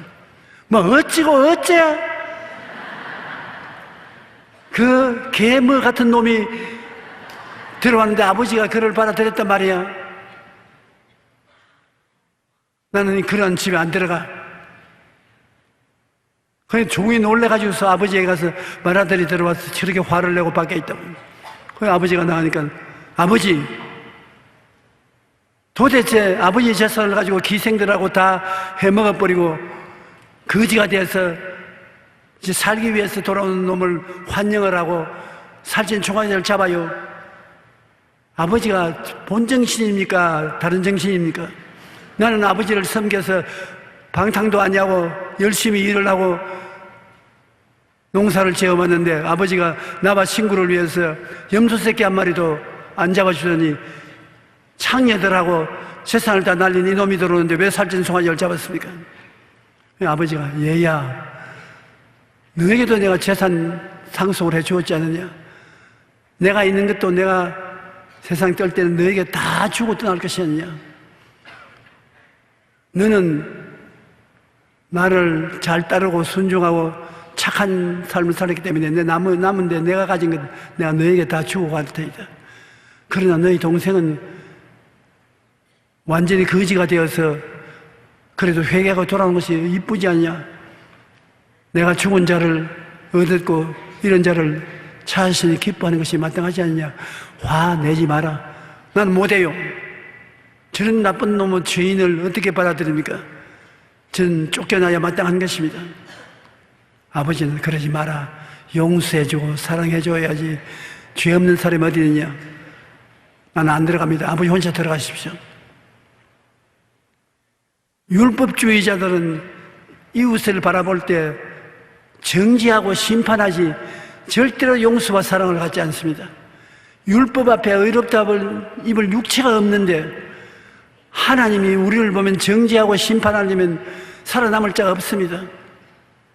아버지께서는 이 탕자가 돌아오며 주님께서 정지하지 아니하시고 심판하지 아니하시고 용서와 사랑을 베풀어서 영접하고 사랑을 해주니 율법주의자인 그 형은 견딜 수가 없어서 그 집에 들어오지 않겠다고 한 것입니다. 여러분 나중에 천당에 누가 갑니까? 천당에는 죄인들이 들어가는 것이고 자기를 의롭다 하는 사람은 들어오라 해도 안 들어오고 자기 스스로가 천당에서 머리 떨어져 나가는 것입니다. 이게 아버지가 한 말을 들어보십시오. 아버지가 이르되 예 너는 항상 나와 함께 있으니 내 것이 다 내 것이다. 그러나 이내 동생은 죽었다가 살아났으며 내가 잃었다가 얻었기로 우리가 즐거워하고 기뻐하는 것이 마땅하니라. 주님께서 이 말씀을 하시고 그 다음에 뭐라고 말씀하시면 누가복음 6장 37절에 비판하지 말라. 그리하면 너희가 비판을 받지 아니할 것이요 정죄하지 말라.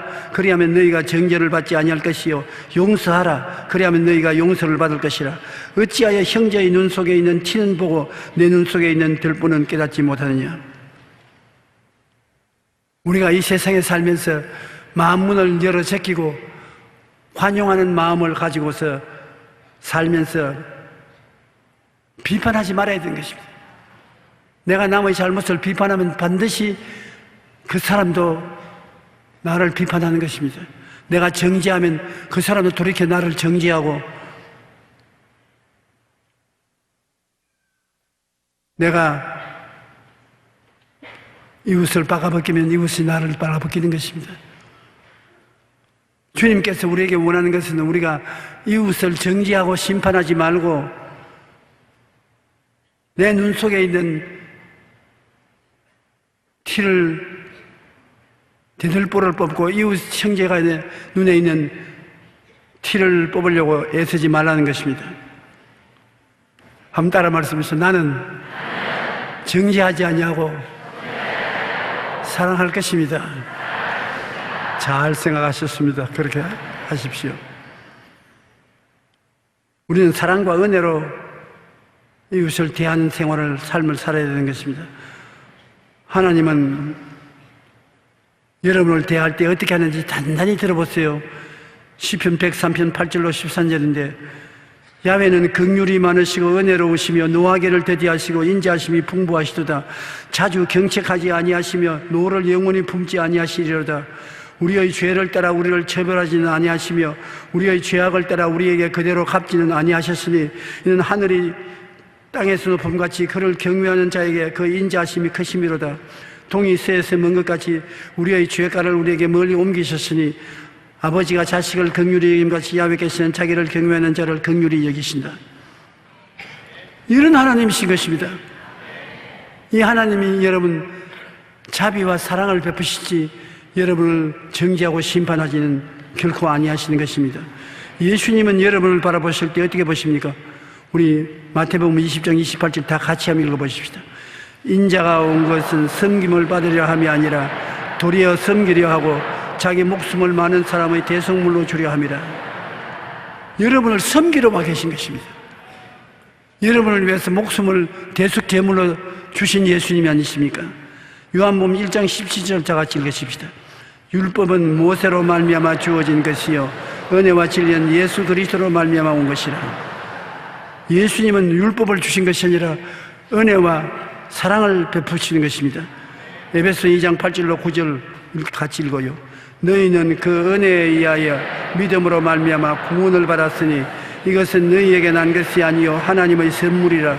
행위에서 난 것이 아니니 이는 누구든지 자랑하지 못하게 하림이라. 은혜는 여러분에게 구원을 주시는 것입니다. 아무 대가 없이 주님을 믿기만 하면 구원을 받게 되는 것입니다. 여러분, 예수를 믿고 천당 가는 것은 아무 대가를 지불하지 않아도 예수님이 공로로 천당을 가는 것입니다. 누구든지 저를 믿으면 구원을 얻습니다. 그다음 믿고 난 다음에 거룩한 삶을 사는 것은 그 삶을 살아야 하늘에 가서 상급이 생기는 것입니다. 믿고 난 다음에 거룩하게 살려고 노력하지 아니하면 사탄이 와서 믿음을 빼앗아버리고 마는 것입니다.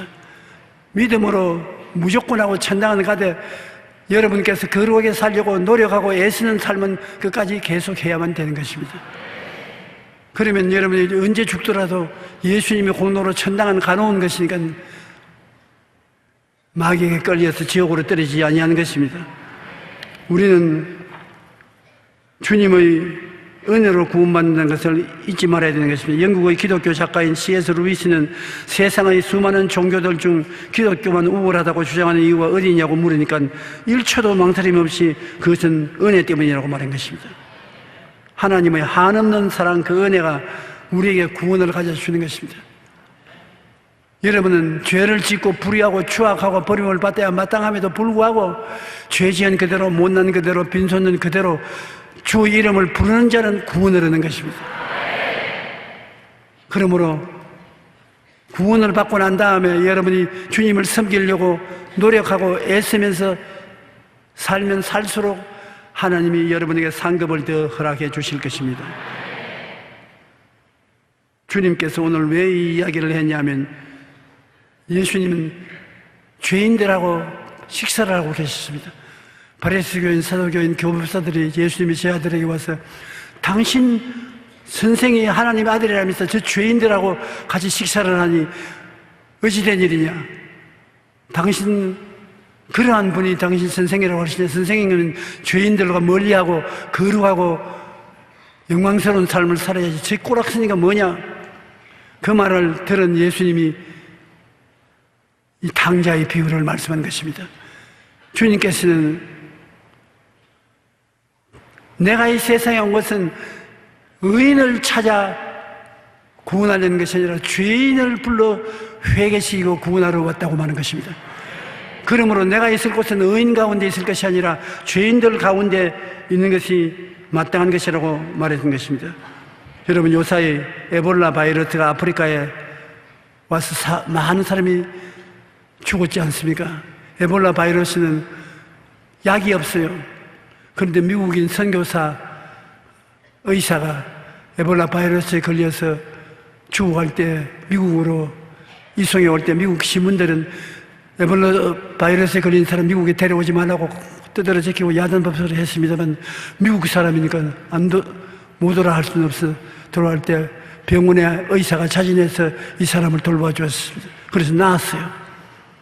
그래서 사람들이 와서 물었습니다. 당신 이 무서운 에볼라 바이러스에 걸린 환자를 당신도 처자가 있는 사람인데 병을 고치려고 한 용기가 어디서 생겼냐?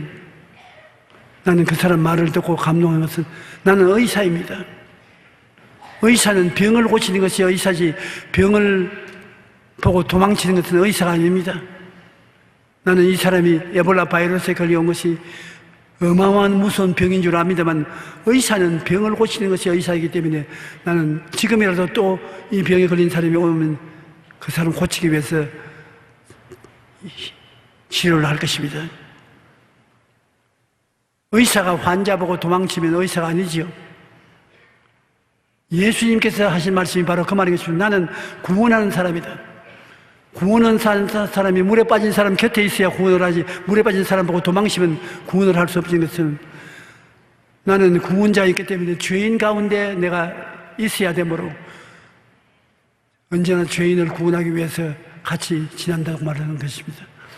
여러분 오늘 죄인이면 예수님이 더 가까이 여러분 가운데 계신 것입니다. 왜냐하면 주님은 죄인을 구원하러 왔기 때문에 죄인이 없으면 예수님이 역사할 필요가 없는 것입니다. 건강한 자에게는 의사가 쓸데없고 병든 자에게야 쓸데있느니라. 나는 의인을 부르러 온 것이 아니라 죄인을 부르러 왔노라. 그러므로 여러분 중에 한 사람도 주님은 버리는 사람 없습니다. 죄가 적은 사람이나 큰 사람이나 차별 없이 오늘 이 시간에 당신의 보혈로 씻으시고 구원을 해주시는 것입니다. 우리가 이중잣대를 가지고 세상을 살아가지 마십시다. 한편으로는 비평과 정죄를 하고 자기에게는 용서와 사랑을 갖고 사는 이런 위선자가 되지 말고 갈보리 십자가를 짊어지고 오신 예수님을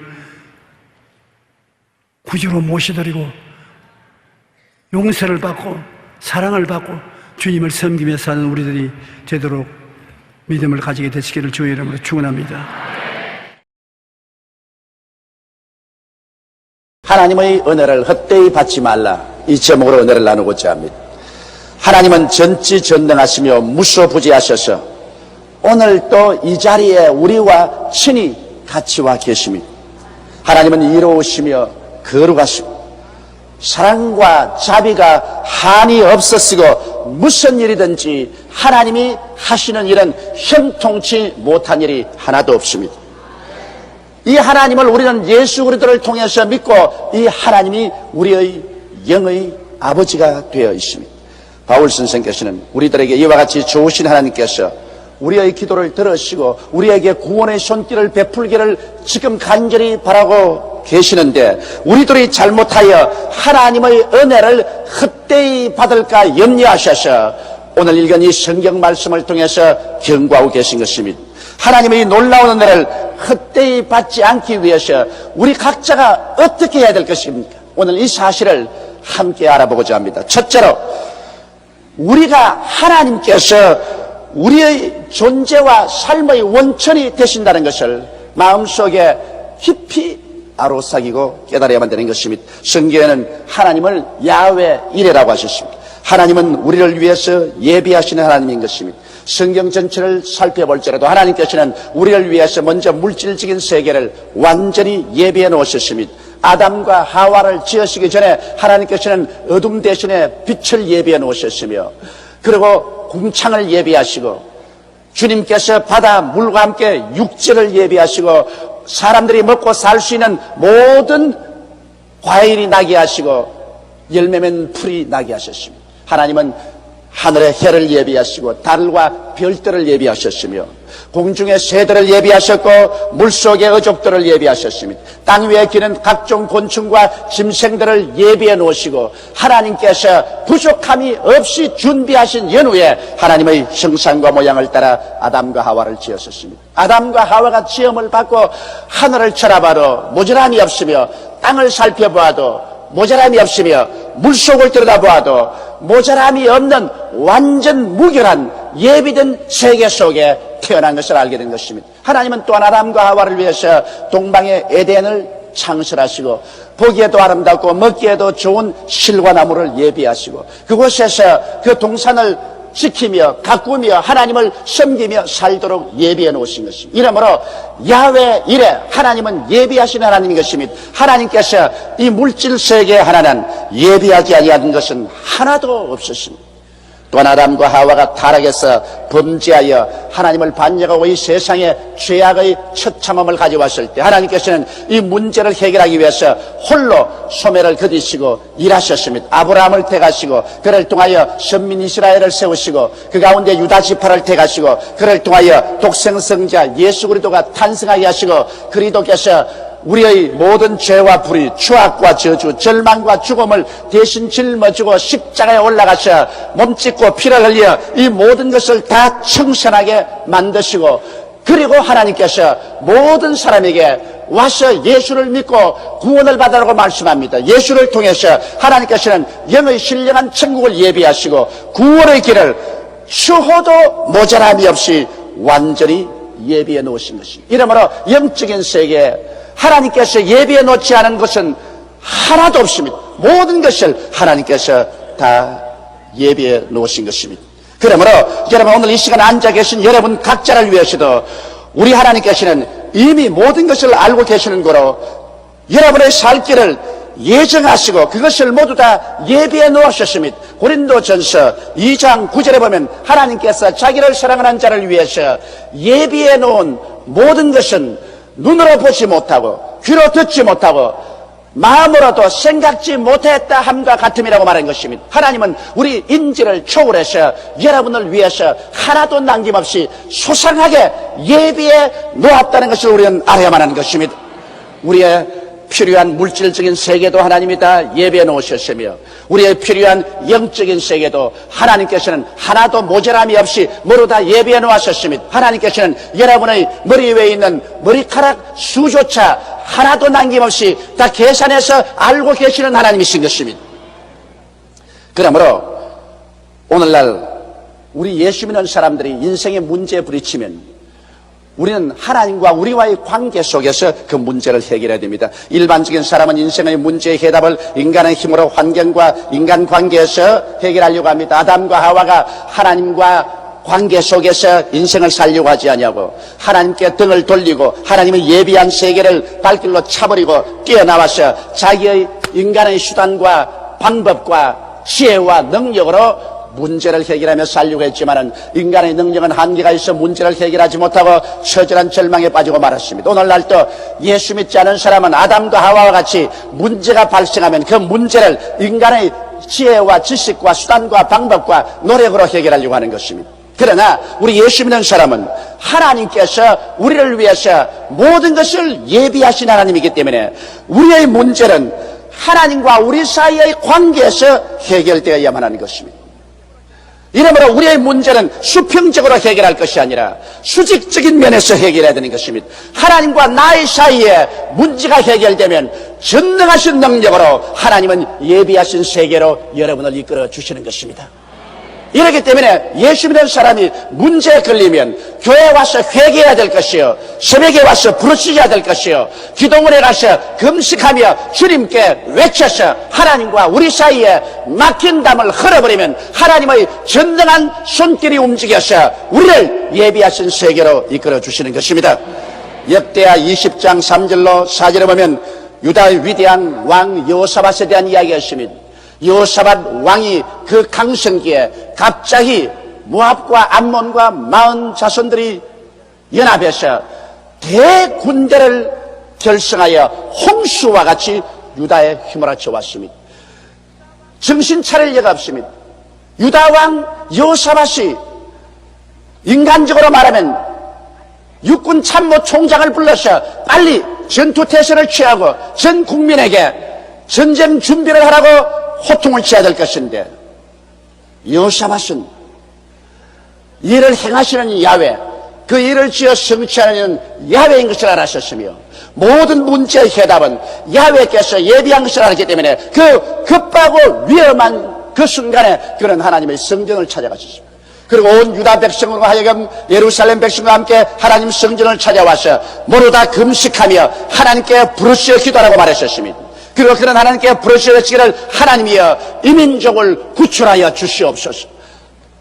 여호사밧은 문제가 급박했을 때 인간의 수단과 방법으로 수평적으로 문제를 해결하려고 한 것이 아니라 수직적으로 하나님과의 관계에서 문제를 해결하기 위해서 하나님의 얼굴을 간절히 찾고 기도했습니다. 그러자 하나님께서 응답하여 주셨습니다.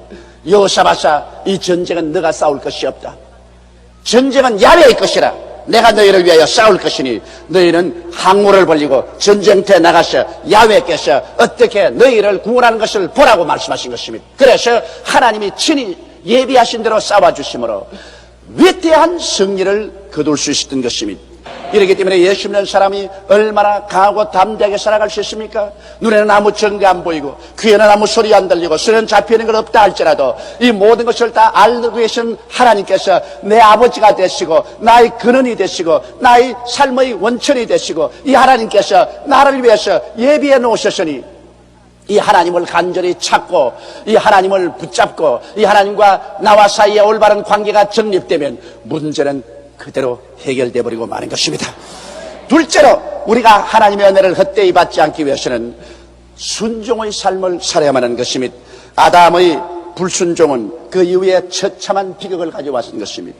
여러분, 하나님은 아담이 하나님이 예비하신 동산에서 사는 것이 작정된 뜻이었습니다. 하나님은 여러분과 저에게 대해서도 모두 다 작정된 뜻을 가지고 계십니다. 그런데 아담과 하와를 위해서는 에덴 동산에서 하나님이 예비하고 준비한 그것을 누리며 사는 것이 아버지의 작정하신 뜻이었습니다. 그러나 아담과 하와는 아버지의 작정하신 뜻을 따르기를 원치 않았습니다. 아담과 하와는 하나님 중심으로 서지 않고 자기 중심으로 서며 하나님 뜻대로 살지 않고 자기 뜻대로 살며 신본주의로 살지 않고 인본주의로 살기를 원하셨습니다. 그래서 하나님께서 금지한 열매를 따먹고 하나님의 뜻을 반박하고 반역했었습니다. 그래서 그는 반역의 길을 택했고 자기 혼자 살기로 작정했습니다. 그 결과 그는 하나님의 안식에서 쫓겨났습니다. 하나님이 다 예비해 놓으셨으니까 그곳에 사는 것이 얼마나 큰 안식이겠습니까? 염려, 근심, 불안, 초조, 절망 같은 거 없습니다. 하나님 중심으로 섬기고 살면 하나님 예비한 그 속에 사니까 마음에 얼마나 큰 평안과 안식을 갖고 살지 않겠습니까? 그러나 아담과 하와는 스스로 하나님의 안식을 발길로 차버리고 불안과 공포와 절망의 세계 속에 뛰어들어갔던 것입니다. 오늘 이 시간에 우리에 대한 하나님의 작정도 있습니다. 또다시 한번 하나님께서는 여러분과 나에게 안식을 제공하고 계십니다. 아담과 하와를 위해서는 에덴 동산을 만들었지만 이제 오늘날 하나님은 우리를 위해서 2000년 전에 예수 그리스도를 통해서 갈보리 십자가 동산을 만들어 주신 것입니다.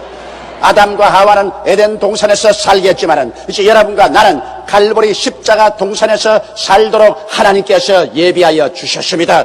예비하신 하나님께서는 아담과 하와를 위해서만 예비한 것이 아니라 오늘날 여러분과 나를 위해서 예수 그리스도를 통해서 갈보리 십자가 동산에서 그 위대한 예비를 해주신 것입니다. 갈보리 십자가를 통해서 하나님께서는 그 동산에 들어가서 우리들에게 죄의 용서를 예비해 주셨습니다. 죄를 짓고 불의하며 추악하고 버림을 받아야 마땅한 사람들이 그곳에만 들어오면 죄 용서를 받고 하나님 백성이 되고 의롭게 되는 것입니다.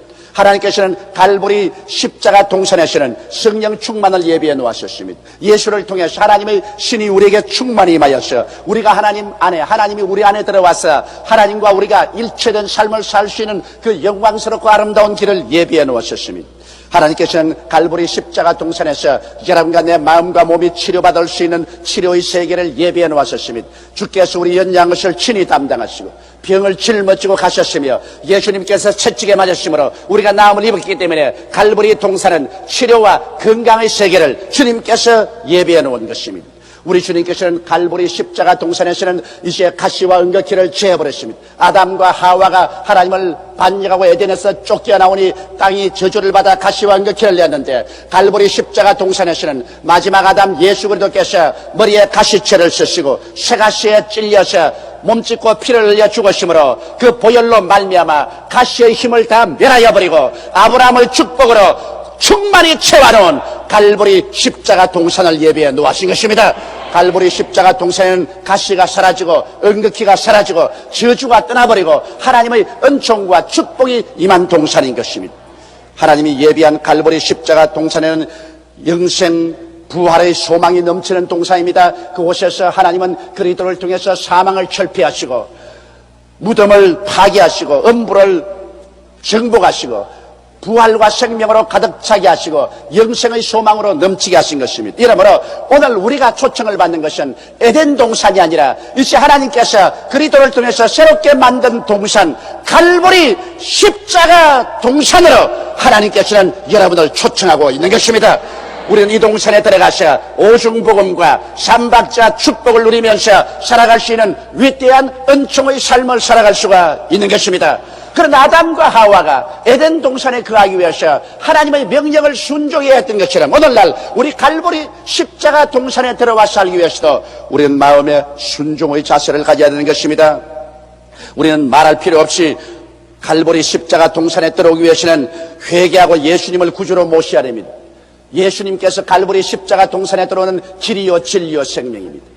예수 그리스도를 통하지 않고는 갈보리 십자가 동산에 못 들어옵니다. 어떠한 종교나 의식이나 자기 스스로 윤리와 도덕적 행위를 통해서도 못 들어옵니다. 하나님은 갈보리 십자가 동산에 들어올 수 있는 유일한 길을 예수 그리스도를 예비해 놓으신 것입니다. 그러므로 예수 그리스도를 구주로 모셔드리는 사람은 갈보리 십자가 동산에 들어올 수 있습니다. 그리고 갈보리 십자가 동산에 들어와서 그 동산 한가운데 하나님이 예비하신 젖과 꿀을 먹고 마시기 위해서는 우리는 순종해야 될 일이 있습니다. 그것은 성수주의라고 말씀을 사랑해야 되는 것입니다. 하나님께서는 엿새 동안 일하고 제7일은 하나님의 날이니 그날은 쉬고 하나님 말씀을 듣고 하나님 말씀을 읽고 하나님 말씀의 잔치 속에 살라고 말씀하신 것입니다. 그러므로 갈보리 십자가 동산에 살기 위해서는 여러분처럼 성수주의를 하시고 말씀을 듣고 또 예배 필요하고 난 다음 집에 돌아가시도 그날은 성경 읽고 하나님 말씀 묵상하고 하나님 찬양하는 시간으로 삼아야 갈보리 십자가 동산에서 살 수 있는 것입니다. 그리고 갈보리 십자가 동산 안에서 살기 위해서는 11조를 두둑질하지 말아야 되는 것입니다. 아담과 하와가 하나님의 소유물인 선악과를 따먹고 하나님을 반역한 그와 같은 죄를 짓지 말아야 되는 것입니다. 우리의 모든 물질 중에 10분의 1은 하나님의 것입니다. 그러므로 11조를 하나님께 드림으로 하나님에 대한 우리의 사랑의 진실성을 표현해야 우리가 갈보리 십자가 동산 가운데 들어 살 수 있는 것입니다. 하나님을 사랑하지 않은 사람은 갈보리 십자가 동산 안에 살 수 없습니다. 성경에는 말하기를 예수 그리스도를 사랑하지 않은 자는 저주를 받을지어라고 말하고 있는 것입니다. 그러므로 하나님을 진실로 사랑하는 그 진실성은 우리가 하나님께 11조를 드림으로 증명될 수 있는 것입니다. 그리고 우리는 갈보리 십자가 동산에서 계속해서 살기 위해서는 매일같이 우리 죄를 회개하고 매일같이 그리스도의 보혈로 우리가 씻으며 의와 거룩함을 쫓아 살아야 하는 것입니다. 태어날 때부터 의롭고 거룩한 사람은 없습니다. 그러나 매일같이 회개하고 매일같이 보혈로 씻는 사람은 의와 거룩함을 쫓아 살 수 있고 갈보리 십자가 동산 가운데 들어와서 살 수 있는 것입니다. 그리고 항상 기뻐하고 쉬지 말고 기도하고 범사에 감사드리며 살아야 될 것입니다. 이것은 우리 예수 믿는 사람들이 이와 같은 마음의 자세로 긍정적이고 적극적이며 창조적이고 생산적으로 살기를 하나님 응원하십니다. 이러므로 우리가 힘써서 항상 기뻐하고 쉬지 말고 기도하고 범사에 감사하는 그런 마음의 자세를 가지고 살아야 됩니다. 셋째로 우리는 하나님을 믿음으로 말미암아 하나님의 은혜를 헛되이 받지 말아야 되는 것입니다. 여러분, 세상에 사는 사람은 인간의 이성과 경험을 믿습니다. 자기가 학교에서 배우고 머리로 깨달은 것이나 자기 인생에 경험한 것 이외에는 절대로 믿으려고 하지 않습니다. 그렇기 때문에 성경은 모두 다 신하여 거짓말이라고 말합니다. 또 어떤 사람들은 인간의 감각과 환경을 믿습니다. 자기 눈으로 보고 귀로 듣고 코로 냄새 맡고 입으로 맛보고 손으로 대보고 감각하는 것만 믿고, 그리고 자기 환경에 일어나는 현실만 믿지 하나님의 능력과 영광을 믿지 않으려고 하는 것입니다. 그러나 오늘날 우리 하나님과 함께 동행하고 하나님의 은혜를 헛되이 받지 않기 위해서는 하나님을 믿어야 됩니다. 성경에는 하나님께 나오는 자는 하나님이 반드시 살아계신 것과 저를 간절히 찾는 자에게 복 주시는 이심을 믿어야 할지라고 말한 것입니다. 믿음이 없이는 하나님을 기쁘시게 하지 못한다고 성경은 말하셨으며 나의 여인은 믿음으로 말미암아 살리라고 하셨으며 예수님께서는 내 믿음대로 할지어다고 말씀하신 것입니다. 이러므로 여러분, 우리가 믿음으로 산다는 것은 투쟁입니다. 모세와 이스라엘 백성을 보십시오. 300만 이스라엘 백성이 모세의 인도를 따라 홍해수가에 왔을 때 앞에는 창이란 홍해수가 굽이치고 그들이 건너갈 다리도 없고 배도 없습니다. 그런데 갑자기 뒤에서 애굽의 바로가 마음을 고쳐먹고 이스라엘을 도로 종으로 잡기 위해서 전군을 동원하여 질풍노도와 같이 밀려오는 것입니다. 이스라엘 백성들은 샌드위치가 되었습니다. 앞에는 대해요, 뒤에는 애굽 군대라 인간의 모든 이성과 경험을 다 통해봐도 살 길이 없고 인간의 감각과 환경은 이제 그들은 죽었다고 고함을 칩니다. 그래서 이스라엘 백성들은 마치 물이 마른 연못 가운데 모인 올챙이처럼 바글바글하면서 하나님을 원망하고 모세를 원망했습니다. 모세야, 어디 애굽에 장지가 없어서 우리를 이곳에 불러와서 죽게 하는가? 차라리 종으로 살면서 사는 것이 좋았다. 그러나 모세는 인간의 이성과 감각을 초월했었습니다. 인간의 경험과 환경을 초월해서 그는 창조주 하나님을 믿었습니다. 그는 하나님을 바라고 하나님께서 기적을 베풀 줄 믿습니다. 그럴 때 하나님께서 모세에게 말씀합니다. 너 손에 있는 지팡이를 들어 홍해수로 갈라지게 하라. 모세가 손을 내미니 홍해수가 갈라졌고 이스라엘 백성은 육지로 홍해수 가운데를 지나갔으며 그를 따라오던 애굽 사람들은 물 가운데서 다 물이 덮어버리며 수장되고 말한 것입니다. 이스라엘 백성들이 수르 광야에 들어와서 사흘 길을 가나 물을 얻지 못하다가 마라라는 연못에 백성들이 와서 물을 마시니 물이 있어서 마시지 못하게 되었습니다. 백성들은 모두 다 그 감각적인 쓴 연못물과 그 환경의 사막에서 이젠 죽었다고 생각하기 때문에 또다시 탄식하고 울고 모세를 원망했습니다. 일반 사람들은 일만 안 되면 모두 다 원망하기 시작하는 것입니다. 그런데 모세는 다시 한번 전능하시며 전지하시고 무소부지하시며 기적을 행하시는 하나님을 믿고 하나님께 기도하니 하나님께서 연못가에 나무가지를 지시하시는지라 그 나무가지를 깎아서 던지니 물이 닳아져 버리고 마는 것입니다. 그래서 모든 사람들이 배불리 먹고 즐거워하는 것입니다. 일반적인 사람과 믿음의 사람이 여기에서 달라지는 것입니다. 이스라엘 백성이 가데스 바네에 왔을 때 12정탐꾼을 보내서 40주 40야를 가나안 땅을 정탐하고 돌아와서 보고하라고 했는데 그 백성들이 와서 이스라엘 총회 앞에서 보고할 때 가나안 땅에 가보니 산은 높고 고른 깊고 성벽은 하늘을 찌를 깎고 그곳에 사는 사람들은 네피림의 후손 아녹 자손 대장부라. 우리가 우리 자신을 비교해보니 여치새끼같이 보이더라. 반드시 우리 아내들과 자식들이 포로로 잡힐 것이요 우리는 다 죽을 것이니 못 들어간다. 우리가 장관을 세워서 애굽으로 돌아가자고 했습니다.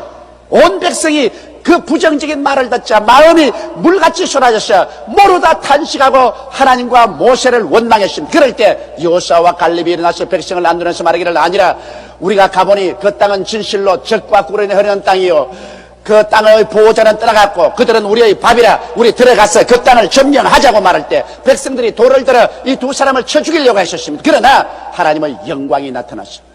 즉시로 12정장군은 그 자리에서 죽고 불신자들은 회진하여 광야로 돌아가서 그들이 다 죽을 때까지 40년을 광야에서 방황하게 만드는 것입니다. 그리고 80이 넘어서 모세와 그 백성들은 다 세상을 떠났었으나 여호수아와 갈렙은 하나님을 믿었기 때문에 후손들을 데리고 젖과 꿀이 흐르는 가나안 땅으로 들어갈 수가 있은 것입니다. 그러므로 우리들은 하나님의 기적을 믿어야만 하는 것입니다. 여러분, 우리가 하나님 우리 삶의 근본과 자원으로 삼고 순종하고 사는 이상 하나님께서는 오늘날도 여러분의 상상을 초월해서 위대한 기적을 베풀 것을 믿게 되시기를 주님 이름으로 축원합니다. 성경은 말씀하기를 우리 주 예수 그리스도께서는 우리의 온갖 구하는 것이나 생각하는 것에 넘치도록 능히해 주시겠다고 약속하신 것입니다. 오늘 또 하나님은 그 기적을 행하시기 위해서 여러분과 나를 찾고 계신 것입니다. 우리가 하나님을 우리들의 삶의 근본으로 삼고 하나님께 순종의 삶을 살고 하나님의 기적적인 도움을 믿고 기도하며 살아갈 때 비로소 하나님의 예비하시고 작정하신 세계 안에서 살게 되고 하나님께서 애써서 이루어 놓은 은혜를 우리가 헛되이 받지 않은 그러한 삶을 살게 되는 것입니다. 오늘 하나님은 말씀합니다. 우리가 하나님과 함께 일하는 자로서 너희를 구원하노니 하나님의 은혜를 헛되이 받지 말라. 하나님께서 은혜 베풀 때 너를 듣고 구원의 날에 너를 도왔다 했으니 보라 지금이 은혜 받을 때요 지금이 구원의 날이니라. 다 같이 오겠어요. 기도드리겠습니다. 전능하시고 거룩하신 아버지 하나님, 하나님께서 지금 은혜 베푸시기를 원하시고 지금 구원을 베풀기를 원하시니 감사합니다. 아브라함의 하나님, 이삭의 하나님, 야곱의 하나님은 죽은 자의 하나님이 아니요 산 자의 하나님이신 것을 감사하옵나이다. 오 살아계신 우리 하나님 아버지요, 오늘 이 시간에 성령으로 넘치게 임하여 계심을 감사하옵나이다. 오늘 우리 아버지 하나님이시여 하나님께서 우리 각자를 위해서 이미 예정하시고 문제를 해결할 해답을 다 준비하고 계시니 감사하옵나이다. 깨어지고 회개하고 하나님 품에 돌아오게 도와주시옵시고 순종하고 환경에 노예되지 말고 믿음으로 기적을 바라고 나가게 도와주옵소서. 우리 주 예수님 이름으로 기도드리옵나이다.